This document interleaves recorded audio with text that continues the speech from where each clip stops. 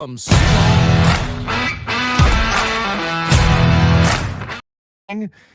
up runs early in ball games, yawn. There's plenty of time to come back for the Atlanta Braves. Ain't nothing slowing this train down in Atlanta. I'm Diesel. Welcome into Wire to Wire. Cole Bryson out for the week. He is in Nicaragua doing a mission trip. So it's you, it's me, and it's producer John on the other side of the board all show, all week. Be an active part of the show, Tolos. Text in, call in. That is your job this week, to fill in and basically be Cole Bryson. So what does that mean? Say however quite a bit. It means not ever being able to say anything negative about the Dallas Cowboys. Call into the show, be a part of it today. Welcome in, Tolos. Those of you watching on the stream, it just went live. Apologies, for taking a couple extra seconds to get the stream going today. But hey, we're gonna have some fun this week on the show. A big one lined up for you. The Atlanta Braves. I'm calling it right now, Tolos. You tell me if I'm crazy. You tell me if there ain't no way that this is going to happen, but I'm calling it right now. 30 games-ish into the season, the Atlanta Braves will break the 1995 Cleveland Indians record of biggest division lead going into the All-Star break at 15 and a half games. They are currently 8.5 games up on the Marlins. I think the Braves can get there. What do you think, Tolos? You look around the NL East, and that division sucks. Like, the Marlins are really, really bad, right? The Nationals can't figure it out, even though they got a whole bunch of star power. The Mets, awful. Not really surprised that the Mets are awful, but the Mets usually wait until late in the season to become awful. My only concern, Braves fans, and again, you tell me if I'm wrong, 844-326-3663. Call in or text in. I think the Atlanta Braves will break the 1995 Cleveland Indians record of biggest division lead going into the All-Star break at 15 and a half games. My concern are the Phillies. And you're saying to yourself, what do you mean? There's no way. There's no way the Phillies are going to be good. They just fired their manager, Rob Thompson, a couple weeks ago. Well, guess what? After a 9-19 start, since changing their manager, the Phillies are 5-1. And look, it's only a 6-game sample set. It's 2 series. How can you make such an assessment off 2 series? I think they've woken up. I think the Phillies have woken up. I'm not saying they're a threat to come all the way back and beat the Braves in the division. I'm saying the Phillies are a threat to keep it interesting enough so that the Braves don't break that record. Like, you got to be historically good, like the 95 Indians were, but you also have to be in a division that is historically bad, right? So, I mean, think about it. They're only 7 games away from breaking this record right now. I think they can do it. 844-326-3663. Everybody's getting healthy. Everybody's coming back at the right time. Strider is back. We're going to talk about that a little bit more in this segment. Sean Murphy on his way back. Yeah, they got some injuries. Michael Harris is limping a little bit, but guess what? He keeps coming into ball games and playing the hero. I mean, let him DH the whole season if he can keep coming in and hitting game-winning home runs. Let him DH. I don't care. Let Eli White go out there and slide and put his body at risk. I'm saying these Braves have a plethora of good options across the field. Let's see. Coop in Greer says, do I need to call in and rap something terrible like Cole? Well, Coop in Greer, the invitation stands, as always, right? I am never going to deny you, Coop and Greer, if you want to call in and you want to rap, especially in a voice of Cole Bryson. Cole's not here, so it's a good thing. I can say this. I made an AI image of Cole as if Cole were living in the city of Los Angeles. And it's because our producer, John, across the board here, he sent us an article about 97 won the fan in LA. Some changes going on over there. And he's like, hey, you guys going to apply? You guys going to go work out in LA? And I was just imagining what it would be like for Cole Bryson living in Los Angeles. And I created this AI image. I'll put it up on the screen at some point during the show. Let's see. This is the Braves' best 35-game start since 1901. JB, the OG Tolo, great observation. Corn Chip says, don't you go and jinx this. Guess what, Corn Chip? I don't believe in jinxes. I don't believe in jinxes because if Ronald Acuna and Austin Riley, asterisk on Austin Riley, if Matt Olson, Ozzie Albies, if their bats depend on me not saying certain things from 2.5 hours to the northeast, then I didn't realize I had that much cosmic power. It's fun to talk about, right?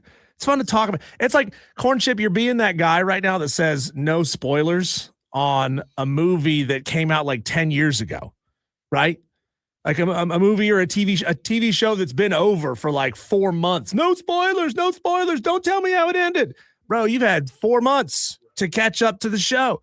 This is an all gas, no brakes kind of show, right? We're not waiting for everybody to catch up. I mean, I remember when The Walking Dead was a massive television show and episodes would be weeks old. People would say, don't spoil it. I haven't watched it yet. It is a cultural phenomenon, okay? It is your job to keep up, not my job to slow down. I am in the media business. This is what we do. We talk about things that are hot and fresh. You guys would hate it if we were just talking about the games that were being played in mid-March for the Braves right now. You would hate that. So we're on the cutting edge here. I don't believe it. Sports Break Media says, good afternoon. I think that's Brian Pettit. I wish, I appreciate all of the Tolos for getting in on the stream every day as you do. I love it. I love the fact that so many of you, JB, Brian Pettit, Dan B, even Dewey, you all get in the stream every day and you're commenting, you're chopping it up every day. By the way, Tolos, if you ever want to talk directly to Dewey, that's the way to do it. I love that you're there all the time, but I've tried. I've reached out to them multiple times. They have screwed up the naming convention. Like we used to be able to see Brian Pettit or your display name, not your at name, right? Because nobody's at name on YouTube is the same as their display name. You used to be able to control that and affect that, but we can't do that anymore. I don't know why. I'm going to have to talk to somebody over there again, see if we can get it fixed up. But my assertion to start the show here, Tolos, 844-326-3663, is that the Atlanta Braves will break the 95 Indians record of the biggest division lead going into the All-Star break at 15.5 games. 8.5 game lead on the Marlins right now. Marlins are treading water. The Mets stink. The Nats stink. The Phillies, though, are turning things around now that they've fired Rob Thompson. That's my prediction. Is it crazy?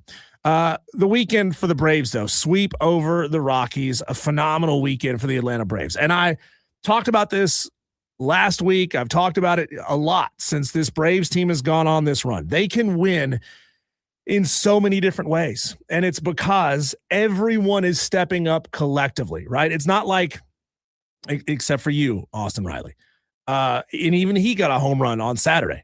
It's not as if you realize that there are 6 guaranteed outs around the lineup and you think, oh, okay, when Matt Olson, Ozzie Albies, and Acuna get up, they're going to be your hitters. Nobody else can hit, right? That's how it was for big chunks of last season. But this Braves team can beat you in so many different ways. Friday, they were down 6-0. It looked like, oh, okay, it's all right. A road trip, a little tired, a little jet lagged. It's okay. It's okay to drop the first one. But then no, they put up a 4 spot in the 8th. And then in the 9th, Michael Harris comes in on a pinch hit. He's not even playing because he's still dealing with that leg soreness. And he hits a home run. Game over, ball game, Braves. It's phenomenal, right? I mean, you get down in a hole early and you can still come back late. On Saturday, Ronald Acuna Jr. extended his hit streak to 23 straight games, or 23 straight games getting on base, excuse me. He had a hit, a leadoff single there. Drake Baldwin homered in the next at-bat. It was crazy. That was his first non-solo home run of the season. There's something about having your friends out there on the bases. He finally has found a way to get it done. They got Rockies starter Brennan Bernardino out of the first inning after facing just 5 batters, which is an odd practice. I don't know why. I don't know why this is. It's a strategy that's been employed before. I think the Rays did it for a little while, and now the Rockies are doing it too. Sometimes they throw an opening pitcher to get through the first couple of at-bats, and then they immediately take him out and go to another ace. Well, it didn't work for the Rockies on Saturday because the Braves were hitting them right out of the gate. So they try to employ this weird strategy. It doesn't work. He gives up runs. Then they bring in the real starter, Chase Dolander. He comes in and he gives up 8 hits and 6 runs. So the Braves were just on fire on Saturday. They had a squirrel on the field. In certain parts of the South, that's called lunch, but out in Colorado, they gotta trap it. They gotta sing Kumbaya to it. They gotta make sure it's got a pillow inside of its little critter cage. They take it out to the woods and they wish it the best of luck, give it positive affirmations. But the squirrel on the field, strange things. Unfortunately, and this is to Brian Pettit's response there. He says they got to stay healthy. Here's what's making me a little nervous right now. And it's not to say that there's anything sinister going on. It's not to say that there's anything going on in their strength and conditioning program. But Michael Harris Jr., he's been hobbled for the last 5, 6, 7 games with a leg injury. Now Ronald Acuna Jr., he comes up limping on an infield hit. He grabs his hamstring. Later on, we find out that it was a grade 1 hamstring strain. He's on the 10-game injured list. But, I mean, they got fill-in guys. They got enough dudes that when they've come in already throughout the season, they've been all right. Now, it makes me nervous that you've got 2 starting outfielders, both injured right now. It does stretch your outfield depth just a little bit. But I mean, this team is hitting so well across the board, not you, Austin Riley, that they're able to make up for it. Drake Baldwin RBI'd in another run in his second at bat. I think at one point in the game, this is crazy. Drake Baldwin had 5 out of the 11 RBIs in that game for the Atlanta Braves. I mean, he is in fuego. He is on fire. I don't know how you make the decision unless Sean Murphy comes back and he's just blasting it out of the park twice a game, every game.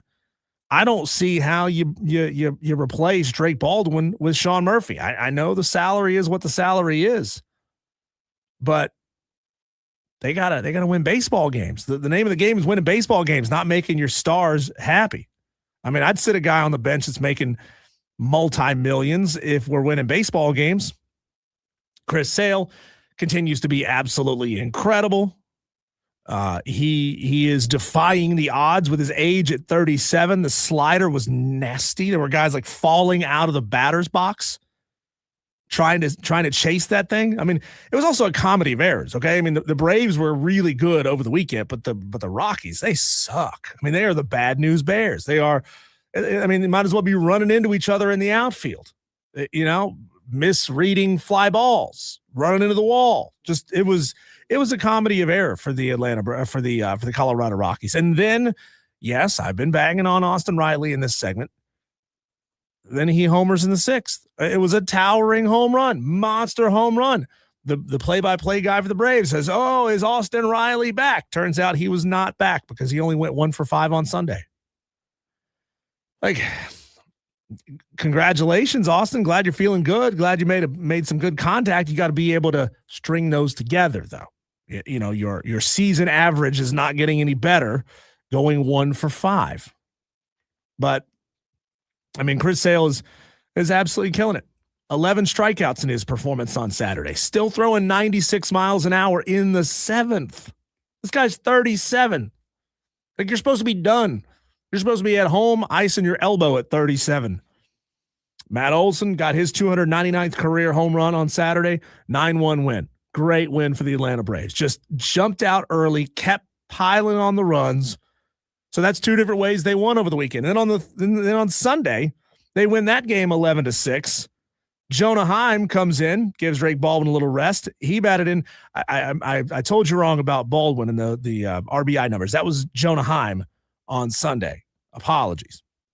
But the Braves win 11-6. Best 35 game start for the Atlanta Braves since the 1800s. And the story was Spencer Strider coming back.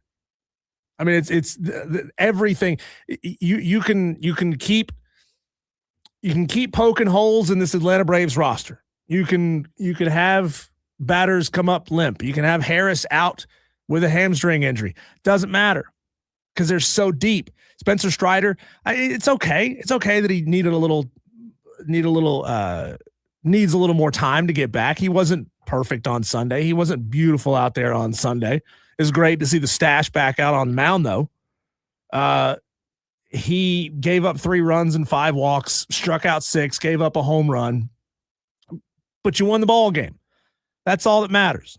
That's all that matters. Johnny Holstaff came in and helped fix things up for him, and everything was fine. He didn't get the win, but the team got the win. That's what matters. So just an incredible weekend for the Atlanta Braves. By the way, coming up at 4:20, Grayson Mann of TigerNet going to join us on the show. If you've got burning questions about the Clemson Tigers, whether it be baseball, whether it be football, whatever it is, be ready to call in and text in and send those questions in. I did see this. This is interesting. David Schoenfeld of ESPN has graded the Atlanta Braves, and are you surprised here? A+, 7 gold stars. He's loving what he's seeing out of the Atlanta Braves. He could say, quote, "We can all say, oh, we saw this coming. There's a lot of talent here, but most of us would be lying. Very few saw this coming, especially when Strider and Schwellenbach landed on the injured list at the end of spring training. Only 1 of 30 voters in ESPN's MLB preseason predictions picked the Braves to win the National League East. They lead the majors in runs scored and OPS while ranking second in home runs. Matt Olson looks like the 2023 version of himself, the one who hit 54 home runs. And Drake Baldwin is turning into a terrific all-around hitter. The big surprise and the key to the Braves keeping this going has been the rotation. Bryce Elder pressed into rotation spot because of the aforementioned injuries, 3-1 with a 1.88 ERA. A cutter he developed a couple years ago with Braves pitching legend Greg Maddux, a pitch Elder finally felt comfortable using this season, has helped him hold lefties to a 144 average. Chris Sale, 6 wins already. The bullpen has also been solid. Everybody's loving these Atlanta Braves, and it's fun to talk about. The last couple of years, not going to lie, they were tough. You know, it's kind of like how fast can football season get here? These Atlanta Braves, they're buns. We don't really want to talk about them. But hey, it's fun talking about winners, right? It's really fun talking about winners. JB, the OG Tolo, at this pace, they win 95 to 100 games easy. Well, hopefully they can stay at this pace, JB. I mean, I don't see anything catastrophic happening in the near future for the Atlanta Braves. I mean, unless somebody forgets to pick their feet up when they drive over a railroad track on the bus, or, you know, forgets to do the fingers crossed when they pass by a graveyard. You remember all those baseball superstitions that you had when you were a kid? All that stuff. I mean, but I think they're buttoned up. And I think this Atlanta Braves team is going to keep on surprising us and keep on rolling. Let's see. Texter says, Diesel, noticed the music coming in was switched from country to rock. Yeah, that's true. That's true. You know, annually, we do change up the music that we use as bumper music. Year number 1 was hip hop. Last year was rock. This year it's country. Next year, I don't know, maybe polka. What do you think, Tolos? Would you like some Oompa music bringing us in and out from breaks? Then should we go jazz? You know, jazz, classy. Keep it classy around here. Blues, maybe. Techno. What do you think? 844-326-3663. Texter says, Jersey Joe says, Braves suck. Well, everybody go pile on Jersey Joe. Just go pile on him. You know, we can't have that kind of slander around here, Joe. You're a Mets fan. What are you talking about? Get out of here, Mets fan. Let's see. JB says because they are 15 games over 500 now. So if they go 10 games over 500 for the rest of the year, that's 93 or 94 wins. Oh, JB wants us to go smooth jazz. He wants some Kenny G, huh? Yeah, Kenny G.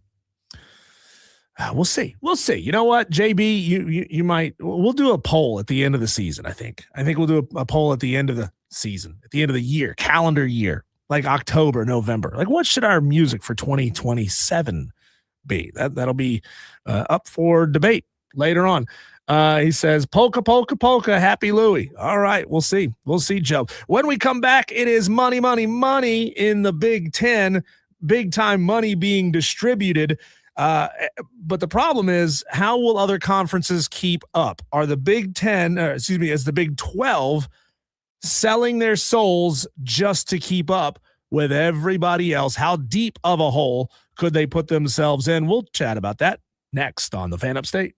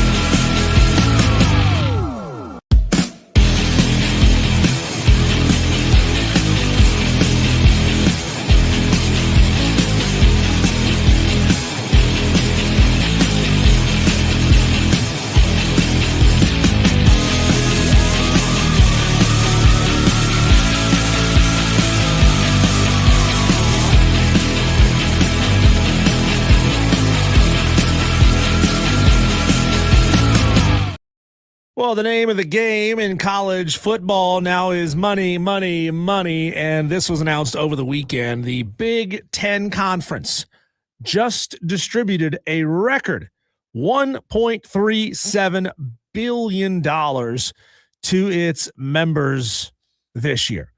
That's roughly $72 million per school. That's huge money. Just another increase for the league. And it's even better because they keep adding in more schools, right? A lot of times they'll say, oh, okay, we'll bring you in, but you got to take a half cut or something so that we have time to make ourselves whole. But the Big Ten is paying out lots and lots and lots of cash. Now that $72 million seems like a tremendous amount of money, and it is. That gets them on par, equal in per team distribution to what the SEC paid out to its members in 2025. I have yet to see, I don't know if they're out there or not, but I have yet to see what the SEC did or is going to distribute this year in 2026 to its member schools. But, you know, it was always that the SEC was distributing the most amount of money, and the Big Ten was trying to play catch up. Now, the Big 12 and the ACC are still so far behind. We're going to get to the Big 12 here in just a second because this is a scary thought that they're setting themselves up for. But big money coming out of the Big Ten. And it's going to be fascinating to see how many more of these schools can use that, leverage that to keep the best football players, the best facilities, the best everything headed up north, which I can't stand. I hate that it's going this way. But, you know, the SEC was so dominant for so long, it is good to change things up a little, right? Unless you're a Georgia fan, you don't like the sound of that. Unless you're an Alabama fan, you're like, oh, crap, they're paying their guys too. What are we going to do? But this caught my eye over the weekend. This is an interesting story. 844-326-3663. Tolos, you could text into the show. You could call into the show, 844-FAN-PHONE. The number is the same. Look at the touch tone pad on your phone. 844-326-3663 is FAN-PHONE with an F. Fan with a fan and phone with an F. But this is scary for the future of college athletics because the Big 12 has just approved a 5-year agreement with private equity Redbird Capital Partners, becoming the first conference in major college sports to strike a league-wide private capital deal. And then you're saying, like, what does it mean? You know, you got some company that wants to throw some money at the Big 12. What's the big deal? Well, the terms are what's terrifying for the Big 12 and for its member institutions. The Redbird will provide the Big 12 with $12.5 million worth of cash. That's great. You know, $12 million. That's nothing to sneeze at. Then again, when you spread it out at all those schools, is $12 million really that much? I don't know. What are they going to cover? Marketing costs or the bonuses for the Big 12 staff? I don't know. So they say that they are going to invest $12.5 million in cash and help create more commercial revenue for the conference. That's not a guarantee, right? It's not a, hey, we're going to create, and I'm just making up a number here. I don't even know what would be like an impressive number here. We're going to create $50 million of commercial revenue for the conference through whatever means we can.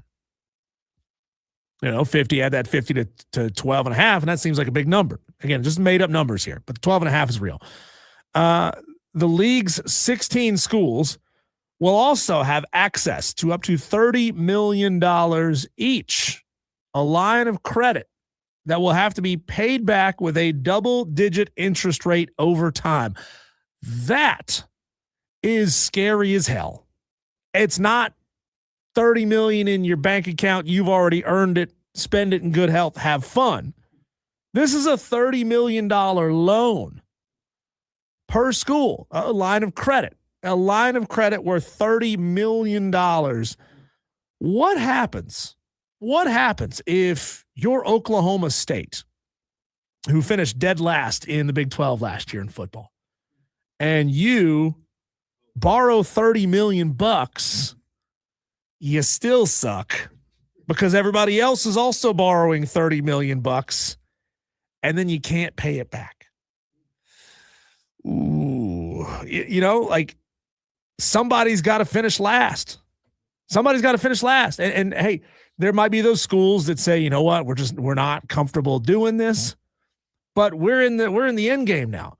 Shane Barrett says, is that legal? They signed the deal. Your guess is as good as mine as far as legal. And by the way, legal to who? The NCAA? I don't think they have any control over this. I don't think they have any power over this. So they've signed a deal. They'll get some cash. They'll create some more revenue, and they'll have access to $30 million in credit. Gosh, here we are in the land of 2027, 28, 29. You could have Oklahoma State, Kansas State, Kansas, Baylor, West Virginia, UCF, borrowing money from a creditor to pay a 19-year-old quarterback who's never played a down of football in college before. Whoa. I mean, maybe there's more to this that I haven't seen yet. 844 fan phone. Again, I've read the initial reporting. I don't know exactly what this could end up looking like. I don't know if they're allowed to use that $30 million for NIL. Are there restrictions that say they have to use that $30 million on permanent building structures, improvements, and things like that? I mean, we've heard stories and the concept thrown out there that if schools were using all this cash from donors for NIL and they're not able to use it for facilities upgrades like they used to, that used to be the way you would entice an 18-year-old or 19-year-old coming out of high school. Well, that or, a McDonald's bag full of 10 grand. But you would show them a fancy new locker room and say, hey, look, we got it all going on over here. We have a TV with your name and your face and your stats on it over your locker. Isn't that cool? Come sign with us and play with us. If there has to be, if that $30 million has to be used for on the ground physical improvements around your program, I could see it, because then you're also improving the value of the property that your buildings are on, your football stadium, your basketball arena. Those are things that theoretically won't lose as much money in value. Real estate's going up, right? I mean, but if you could borrow $30 million and use 5 of it to pay your starting quarterback or a wide receiver who could then enter the transfer portal, because, hey, all this stuff, it is just on paper agreements, verbal agreements, excuse me. None of this stuff is legally enforceable. We'll sign a deal. We'll bring you to campus. We can't make you stay. That's terrifying. And then what happens if you finish last? You borrow $30 million, you still finish last, and you can't pay the loan back. Does that mean that Redbird Capital Partners could theoretically own the property that your venues are on? Like, what if they come in and try to get back what's theirs? They want to recoup their losses. What if they default on the loans? That is really interesting to see how that could happen. I mean, to me, it seems as if the Big 12 may be selling their souls just to keep up, right? What happens with all of this if you can't make your loan payment back? Tomorrow, coming up on the show for the very first time, Lauren Beasley of USA Today and College Wire will join the show. First time she's ever been on with us. Great guest. She works out of the Columbia area, covers a lot of golf, covers a lot of horse racing. She's super into horse racing in the Kentucky Derby. Like, I'm a casual fan who will turn it on and be fascinated with it for about 15 minutes. Like, I tune in and watch the Derby over the weekend. I watched it for a couple of minutes. I see these rich folks in their fancy hats, and then I'm like, okay, That was fun. It's over. See you again at the Preakness. I mean, I don't pay any attention to it past that. But she'll join us on the show. Maybe we can figure out why. From somebody who really loves horse racing, we'll find out why. Like, what is the appeal? Because that's what everybody always asks. Like, why are you so into horse racing? To people who are. And most people don't have an answer for that. They just, well, it's just interesting. It's just fun. So we'll go straight to somebody who's into it. And we'll also be joined by Julian Council of Locked On Panthers, a phenomenal YouTube and podcast show only about the Carolina Panthers. Julian's a good friend. We will be joined by Julian tomorrow on the show. Julian and Lauren, both going to join us right here on Wire to Wire with Diesel and Cole. Bryson Cole out for the week doing a mission trip in Costa Rica. We're also supposed to be having Cole at some point this week. Don't know how that's going to work out. But assuming he can get enough internet connection or phone signal out in the jungle, he is going to call into the show, and we'll see if we can get him on. I saw this earlier today. This is a wild thought here.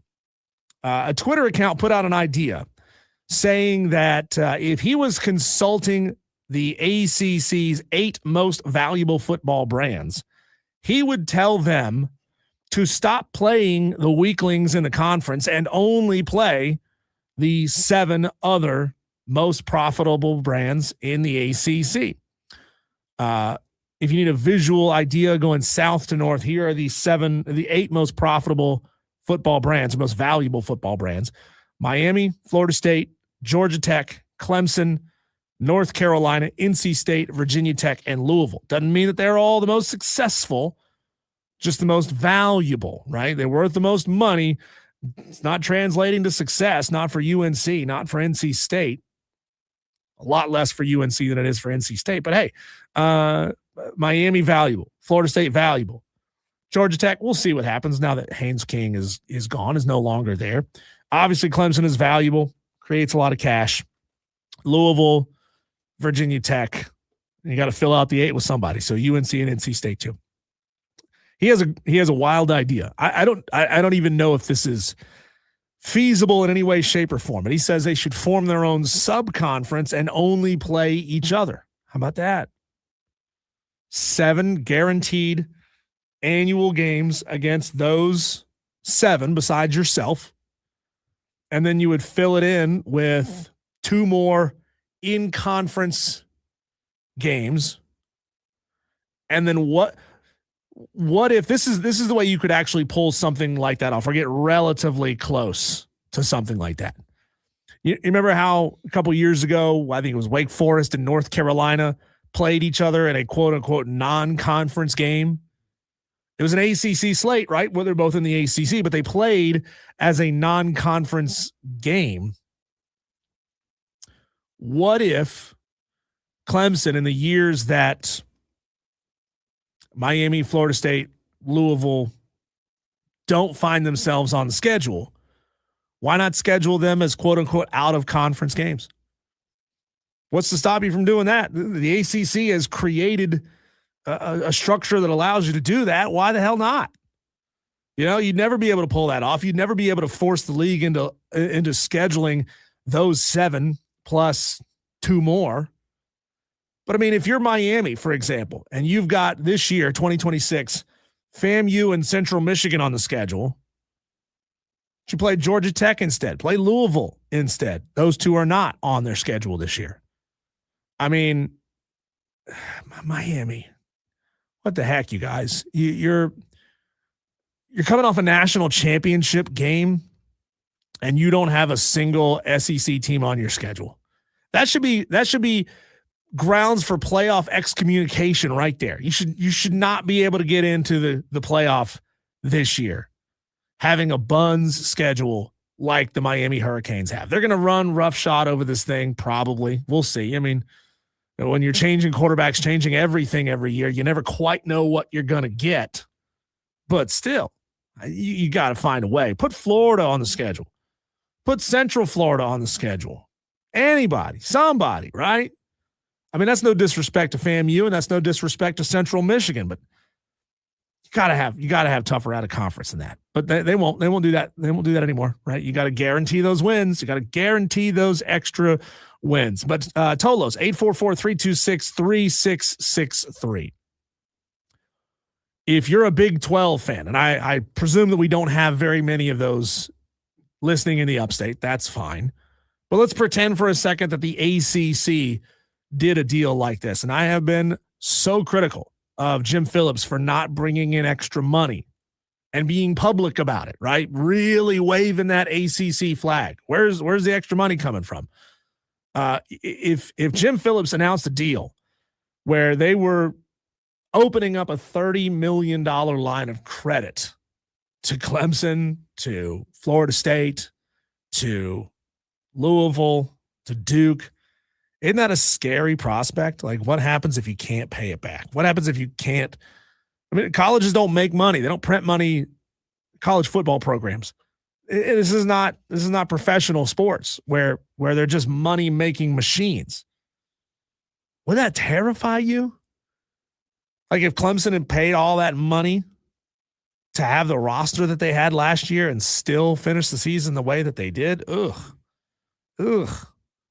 You know, they'd be selling off Jervy. They'd be selling off the buildings around the stadium and naming them Redbird Capitol Hall. Gosh. Yeah. Which, hey, sometimes you hear John, he's here in the studio chatting it up behind the scenes. George Strait, 90,000+ people. I had the number here. I don't have it right in front of my eyes, but I do have the number, 90,037 inside Memorial Stadium. Honestly, thought it would be bigger than that. Like if you could sell that stadium and out. And I just saw the nighttime photos and videos. I think I saw a video when, you know, everybody had their phones out or whatever. It looked like it was 100% packed all the way up to the corners. You know, the ones that never fill in unless you're playing LSU or something. Like, did anybody go? Did any of you Tolos go to the George Strait show this weekend at Clemson? Tell me what was it like? Right? I mean, that stadium is old. It's not necessarily built to the standard that modern stadiums are that really take into account the size of the concourses and everything. Like, did it function with 90,000 people in there?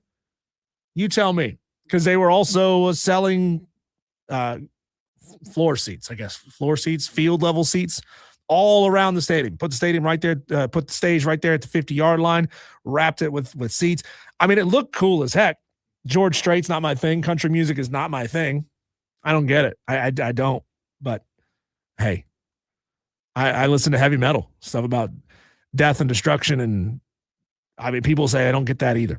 When we come back, rest or rust, we got the answer specifically as it pertains to one Carolina professional team. Absolutely demolished their competition. We'll talk about that next. Tolos, call in, text in all throughout the show.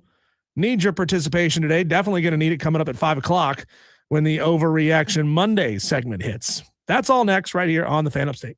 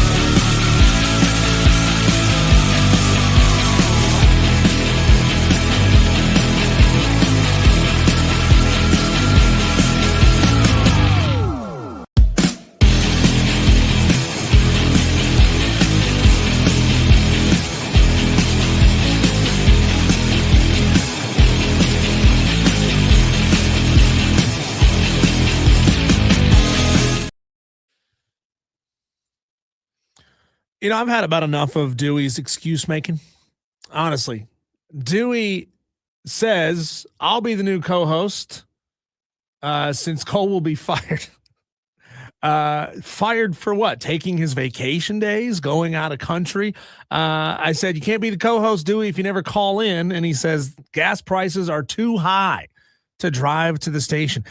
Call Dewey. Calling is free. Calling, get out your phones and call 844-326-3663. Save it. You can call in or you can text in on the same line, or you can just ride a horse to the station, Dewey. That's a lot cheaper, right? Anybody got horses can back that statement up, that horses are cheaper to operate than motor vehicles. Tolos, if you weren't watching, you missed a phenomenal game one in the series for the Hurricanes over the Flyers. Carolina Hurricanes now take a 1-0 lead over the Philadelphia Flyers, and it feels like a 1.5 game lead because they absolutely whooped Philly's ass, or ice. They whooped their ice on Saturday. I know, like a lot of our Tolos, we don't have a huge hockey contingency here in the upstate of South Carolina. I like it. I'm be real with you, I'm not super into it during the regular season. Like, I keep an eye on it, and it's cool to know what's going down. It also helps you, go into the Stanley Cup playoffs with some idea of who's good and who's not. The Hurricanes were amazing all season long, but they absolutely pummeled the Philadelphia Flyers on Saturday. Got out to a really early lead, piled on a second goal in the first quarter and first period, and that was it, right? It was it. The defense for Carolina was suffocating. Shots on goal were completely lopsided after the second period. Philly did bring it back to relatively even by the end of the game, but they were taking a lot of desperation shots by that point. It got to 23-19 shots on goal by the end of the game. Now, here was the problem. And I think Philadelphia watched a little bit of the Ottawa series, and they realized, oh, these Hurricanes are easy to bait. Like, we can piss them off, and we can get them fighting with us. We can take out some of their best players. Carolina's got to be really careful about that, because being physical and trash talking and playing dirty is not necessarily Carolina's game. They're just a better hockey team. And I saw a lot of fighting in that game. If you watched it, oh my God, it's like every single time they blew the whistle, punches were being thrown. And it's like, come on, guys, what are we here to do? We're here to fight, or we're here to play hockey? If you're here to fight, take it outside. Hey, man, like, let's play some hockey. Carolina needs to be careful, because they will have their best players taken out of games, and that's not what we want to see. Andrei Svechnikov called for a cross-checking and a 2-minute minor down the stretch. I mean, these teams were at each other's throats all third period, and the referees, they were not standing for it anymore. They said, enough, guys. We're going to start putting you in the penalty box for every little thing until you can knock it off back there. Also, Freddie Anderson, goalie for the Carolina Hurricanes, an absolute monster between the pipes. I mean, he's a vacuum cleaner. He is a brick wall. Nothing is getting past Freddie Anderson, and he didn't have a great regular season. So coming into these playoffs, found a way to be amazing. He's like the opposite of Austin Riley. I've been bagging on Austin Riley a lot today. Austin Riley was amazing in spring, and he sucks once they get to the regular season. Freddie Anderson was mediocre all regular season, get him to the playoffs, and he's a completely different goalie. Carolina now the 5th team in NHL history to not trail in the first 5 games of the postseason. So we see what all the extra rest did for the Carolina Hurricanes. I mean, they got extra time to prepare, but they got time to heal up some of the bumps and the bruises. Game 2 tonight, 7:00 in Raleigh. Hurricanes 29-10-2 at home. This thing is going back to Philly 2-0. Count on it. Count on it. Carolina. Did you see the beer ski, by the way? John, did you see that? It was floating around social media all weekend long. It's a plastic beer cup with a handle on the back of it, but it's shaped like a hockey skate. Did I say ski? I meant to say skate. It's shaped like a hockey skate. The black boot with kind of the clearish, foggy, clear plastic cup down below. You fill the thing up with beer. It's $31. That's a deal, to be honest.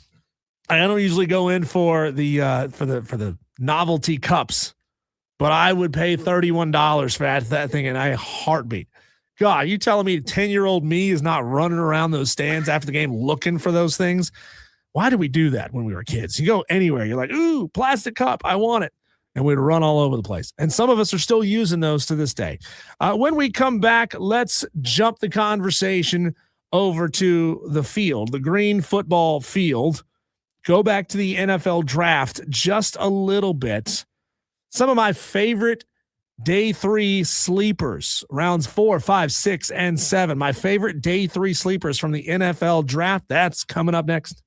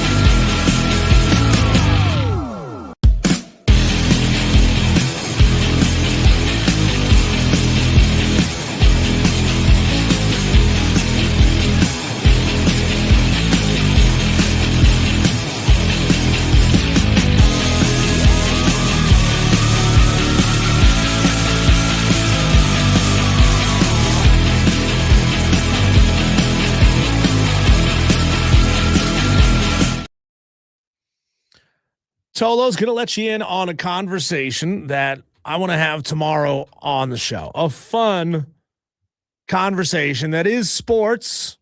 Oh, you stick to sports, guys. I I saw somebody whenever they would get a stick to sports. I was listening to the Mac and Bone show in Charlotte last week, and they said anytime their host that they grew up hosting with would get that text and say stick to sports, he just pull out the newspaper and start reading off baseball scores. I guess this is what you guys wanted. No, tomorrow on the show, this is a fun one. Tolos, 844 fan phone. Be ready for this. What is your favorite bygone piece of sporting equipment that you would see in like a major league game? NFL, MLB, NBA, NHL, whatever it may be, that you would love to bring back if safety concerns were not a concern, right? Like think of when you grew up watching baseball or when you grew up watching football. People always say, "Oh, I miss the 2-bar helmets, the face masks in the NFL." Maybe that could be yours. We're going to bring up that conversation tomorrow on the show. Want to hear your thoughts about it. So be ready for that. Also coming at 4:20 in about 20 minutes, Grayson Mann of TigerNet.com going to join the show. But let's get into this. Some of my favorite day 3 sleepers from the 2026 NFL draft. Guys that were drafted in the 4th, 5th, 6th, and 7th rounds that could be sneaky good picks. What do you think? Tolos, 844 fan phone. Your team, who is it? And your picks. I'm gonna task you with giving me a name and giving me a reason. Don't just say a name at me. If you expect that I'm gonna just know who your team's 6th round pick is, where he went to college, what his stats were, yada yada. I'm not gonna know that. But it's your team. Presumably you've done a little bit of research and you can tell me why you think your 6th round draft pick was the steal of all steals. Imagine a little sound effect on steal of all steals. I'm not going to exhaust every single one of these. Okay. That would be awful radio, but I'm going to go through a few. I'm going to start with the Buffalo Bills. The Buffalo Bills and a guy that they took out of Penn State, defensive tackle out of Penn State, Zane Durant. This is a guy who he was great at penetrating offensive lines from the middle. Right? That's your job as a defensive tackle. You're an interior defensive lineman. It's your job to get penetration to allow your linebackers to rush. Now he is not going to be a starter. Nobody that's picked on day 3 is going to end up being a starter right away, unless, holy crap, you have a lot of injuries in preseason camp. But he had 4 sacks in 2025 at Penn State, the most he had in any given season in his tenure at Penn State. He was there for 4 years, by the way. I love guys that have that stick-to-itiveness, who will stay. It's not the way of the world in college athletics anymore. I hate that. But he stayed all 4 years at Penn State. His numbers, his total tackles production did fall a little bit in his senior season, but his sack numbers were up. So that very well could just be indicative of how the coaching staff chose to use him. It could be indicative of coaching staff changes, of philosophy. But here's a dude that had the stick-to-itiveness to stay at Penn State. He could have gone anywhere and been a stud somewhere else. He could have collected some cash. He could have gone to Old Dominion and got some cash and ended his tenure that way. But no, the Bills picked him up. Good defense, good player. I like that one a lot. Day 3 steals, 844-326-3663. Sleepers from late in the draft. If I am a New England Patriots fan, which I know our next guest is, I am over the moon about Jam Miller from Alabama. He is not a big dude, so he is compact. He's athletic. Probably going to be used on special teams and RB3 early on in the season, but he's got great burst. He was a Nick Saban recruit. Same situation as before with Zane Durant. He stayed. He could have left. He stayed. Nick Saban recruit, stayed through the Kalen DeBoer era, So I love that stick-to-itiveness. Always a fan of that kind of stuff. Never reached 1,000-yard season at Alabama, but he is a solid producer, and I like him a lot. Now, here's the problem with Jam Miller with the Patriots. He's going to be competing with Travion Henderson and Ramondre Stevenson for carries because those two dudes are a phenomenal 1-2 punch. 900 yards, 600 yards respectively for Travion and Ramondre. So those two guys, given the production that they had, I think they're going to gobble up a lot of the carries. Now, that's not to say that either one of those guys, especially Ramondre Stevenson, might want some more cash next year, might want to go somewhere, and then all of a sudden Jam Miller slides up into that RB2 role. So I like the player. I don't love his situation as a rookie. We'll see how that plays out over time. Dewey says riding a horse is animal abuse. Well, I'll leave that up to the horse folks. I don't know. I've ridden a horse, and the horse never complained to me. So let's move over to the AFC North. Again, we're not covering every single one of these players, just some of my favorites. If I talk about your team, it just means that somebody stood out. If I don't talk about your team, doesn't mean I hate them. Doesn't mean I hate you. I just want you to text in and be a part of the show. Tell me why I'm wrong. Tell me why I should have paid attention to somebody that your team drafted late. For the Bengals, the Cincinnati Bengals, I really like Eli Heidenreich, running back from Navy, who is playing for the Cincinnati Bengals. This is a dude that I think will shine. This might be my favorite of all of them. 941 yards receiving as a running back last year for Navy. 500 yards rushing. That is a dude that they will be able to use in so many different ways. And now I know what you're saying. The Bengals, they just had a Rico Dowdle. But, we saw what happened with Rico last year with Carolina. He came in with his hair on fire early in the season, and then he faded down the stretch. I'm sorry. This he was not picked up by the Bengals. He was picked up by the Steelers. I told you wrong. Sorry about that, Tolos. He was picked up by the Steelers. But if Mike McCarthy can get real creative with using a guy like Eli Heidenreich, maybe there's a way for that guy to really, really shine this year. Look out for him to possibly jump Rico Dowdle, because maybe Rico's not super keen on being bounced around from team to team to team. Maybe this year is just not the same as it was last year. He's a year older, right? So the Steelers adding Eli Heidenreich from Navy, big fan of that one. That guy is a 1,500-yard producer last year in an offense that typically doesn't produce a ton of offense. That's not how Navy does it. They are ground and pound, grind it out kind of team. Tolos, want to thank you for jumping in on the stream. Those of you, the 30 of you that are watching the stream live as we speak, want to thank you for being there. Want more of you to jump in on the stream as well. Chop it up with Dewey and JB and Shane Barrett and Brian Pettit. They're all there. Have a conversation with them. You can now see all of the comments on the screen. That's great. Used to not be that way. Used to be if you were on YouTube, you can only see the comments on YouTube. Same with Facebook. You can only see them on Facebook. But now you just watch the screen, and it's all down there in that corner, in that little area right over there. Everybody's chatting. Everybody's making friends. You're like, what's a Tolo? If you're just now finding the show for the very first time, a Tolo means turn it on, leave it on. Low, turn on, leave on.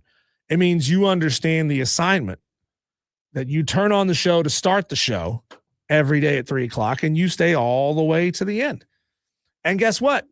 We want you listening live as it's happening from 3 to 7, but you can always also stream it at your own leisure, at your own pace, on your own time. Heck, Dan B is the king of this. He's not on the stream right now, so I can kind of poke fun at Dan B. Dan is the king of commenting on something that happened 30 minutes before. And we'll see it and be like, what is Dan talking about? Oh, yeah. We were talking about this like half an hour ago.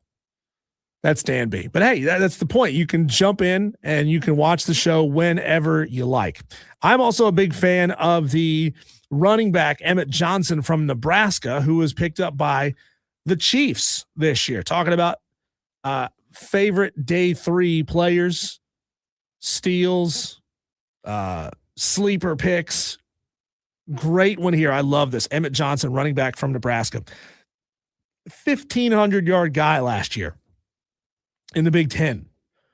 1,500. 151 all-purpose yards a game. He was ranked by a lot of the gurus that cover the NFL draft as the second or third best running back in the draft. But he fell all the way to the 5th round. What? You're going to get that guy, if you're the Chiefs, you're going to get that guy for pennies on the dollar. You're getting a really, really good running back for pennies on the dollar. Big fan of the Chiefs picking up running back Emmett Johnson from Nebraska. And then finally, again, this is not an exhaustive list. If I missed your favorite team's favorite guy, text it in. Tell me. I'm a huge fan of what the Carolina Panthers did late in the draft, picking up Sam Hecht, the center, because they needed a center in a big bad way. And he is really, really good. So he's going to sit behind Luke Fortner, who the Carolina Panthers traded for this year. He's on a 1-year trade deal. And that means that Sam could compete right away for the job. He could become a starter. Think about that. If you got a guy that's good enough to be a starter that you picked up, I forget where exactly they picked him up. I think they got him in like the 4th or 5th. That's huge. Yeah, starters are first-round guys. Second-round guys are typically depth. Third-round guys, they're trying to become depth, but we don't know if they're going to make it in the league. And they needed him. Cade Mays was great for Carolina last year. They don't have him anymore. He's shipped out to Detroit. He's getting paid by Detroit. You wish the Carolina Panthers could have held on to him for another year, right? They finally got some continuity. You finally got some good, clean center quarterback exchanges between he and Bryce Young, and then poof, he's gone. But that's the NFL, right? This is how it goes. Guys constantly coming in, guys constantly leaving. But if Sam Hecht can become the center of the future, the center for the next 5, 6, 7 years, that's how you build one of those all-time elite relationships, working relationships between he and Bryce Young. So interesting stuff. I don't know what you guys think. 844-326-3663. Your favorite sleepers from late in the draft.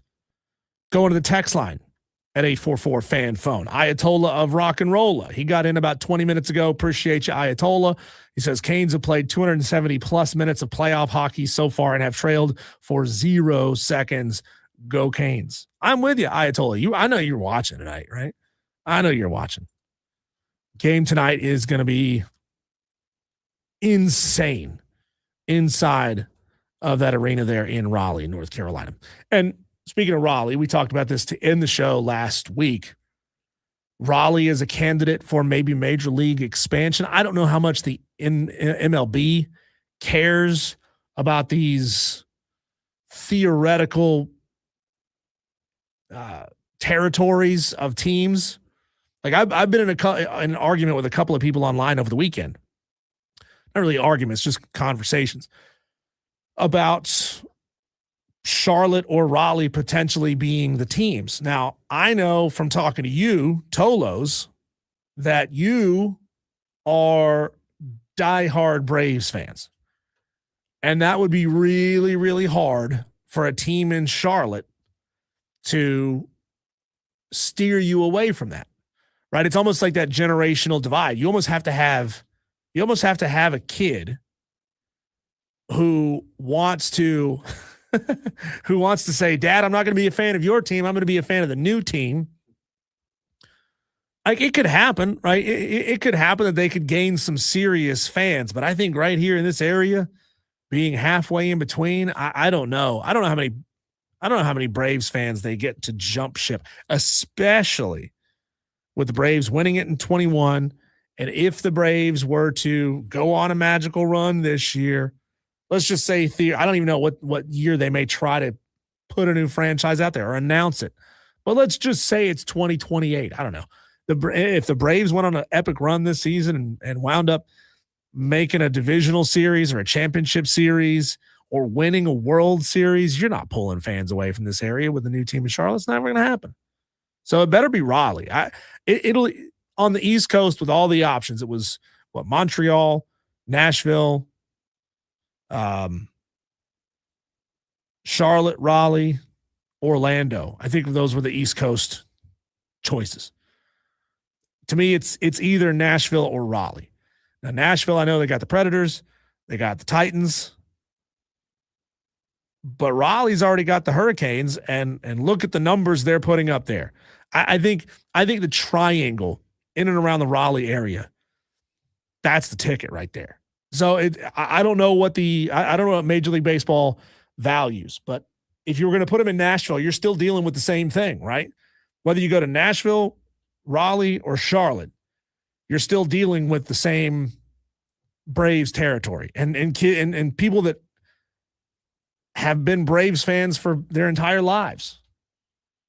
It's going to be tough. So for that reason, and there's many transplants that are moving to the Raleigh area from all over, looking for a reason to buy into their local city, I'd put it in Raleigh. I would. It's not going to Orlando because Orlando is the fallback for the Rays. It's either going to Nashville or it's going to Raleigh. I wouldn't put it in Charlotte. I wouldn't. Because you got enough people around here who are saying, nah, I don't want to have anything to do with that. I'm a Braves fan. I'm a Braves fan through and through. So let's talk some Clemson baseball. Let's talk Clemson football. Let's talk all things Tigers with Grayson Mann of TigerNet in the very next segment of the show. Tolo's about 5 minutes from now. You'll be hearing from Grayson Mann. So if you've got hot burning questions about the Clemson Tigers, call in, text in, get those questions. Don't call in, text in. Get those questions to us, and I'll ask them of Grayson Mann next.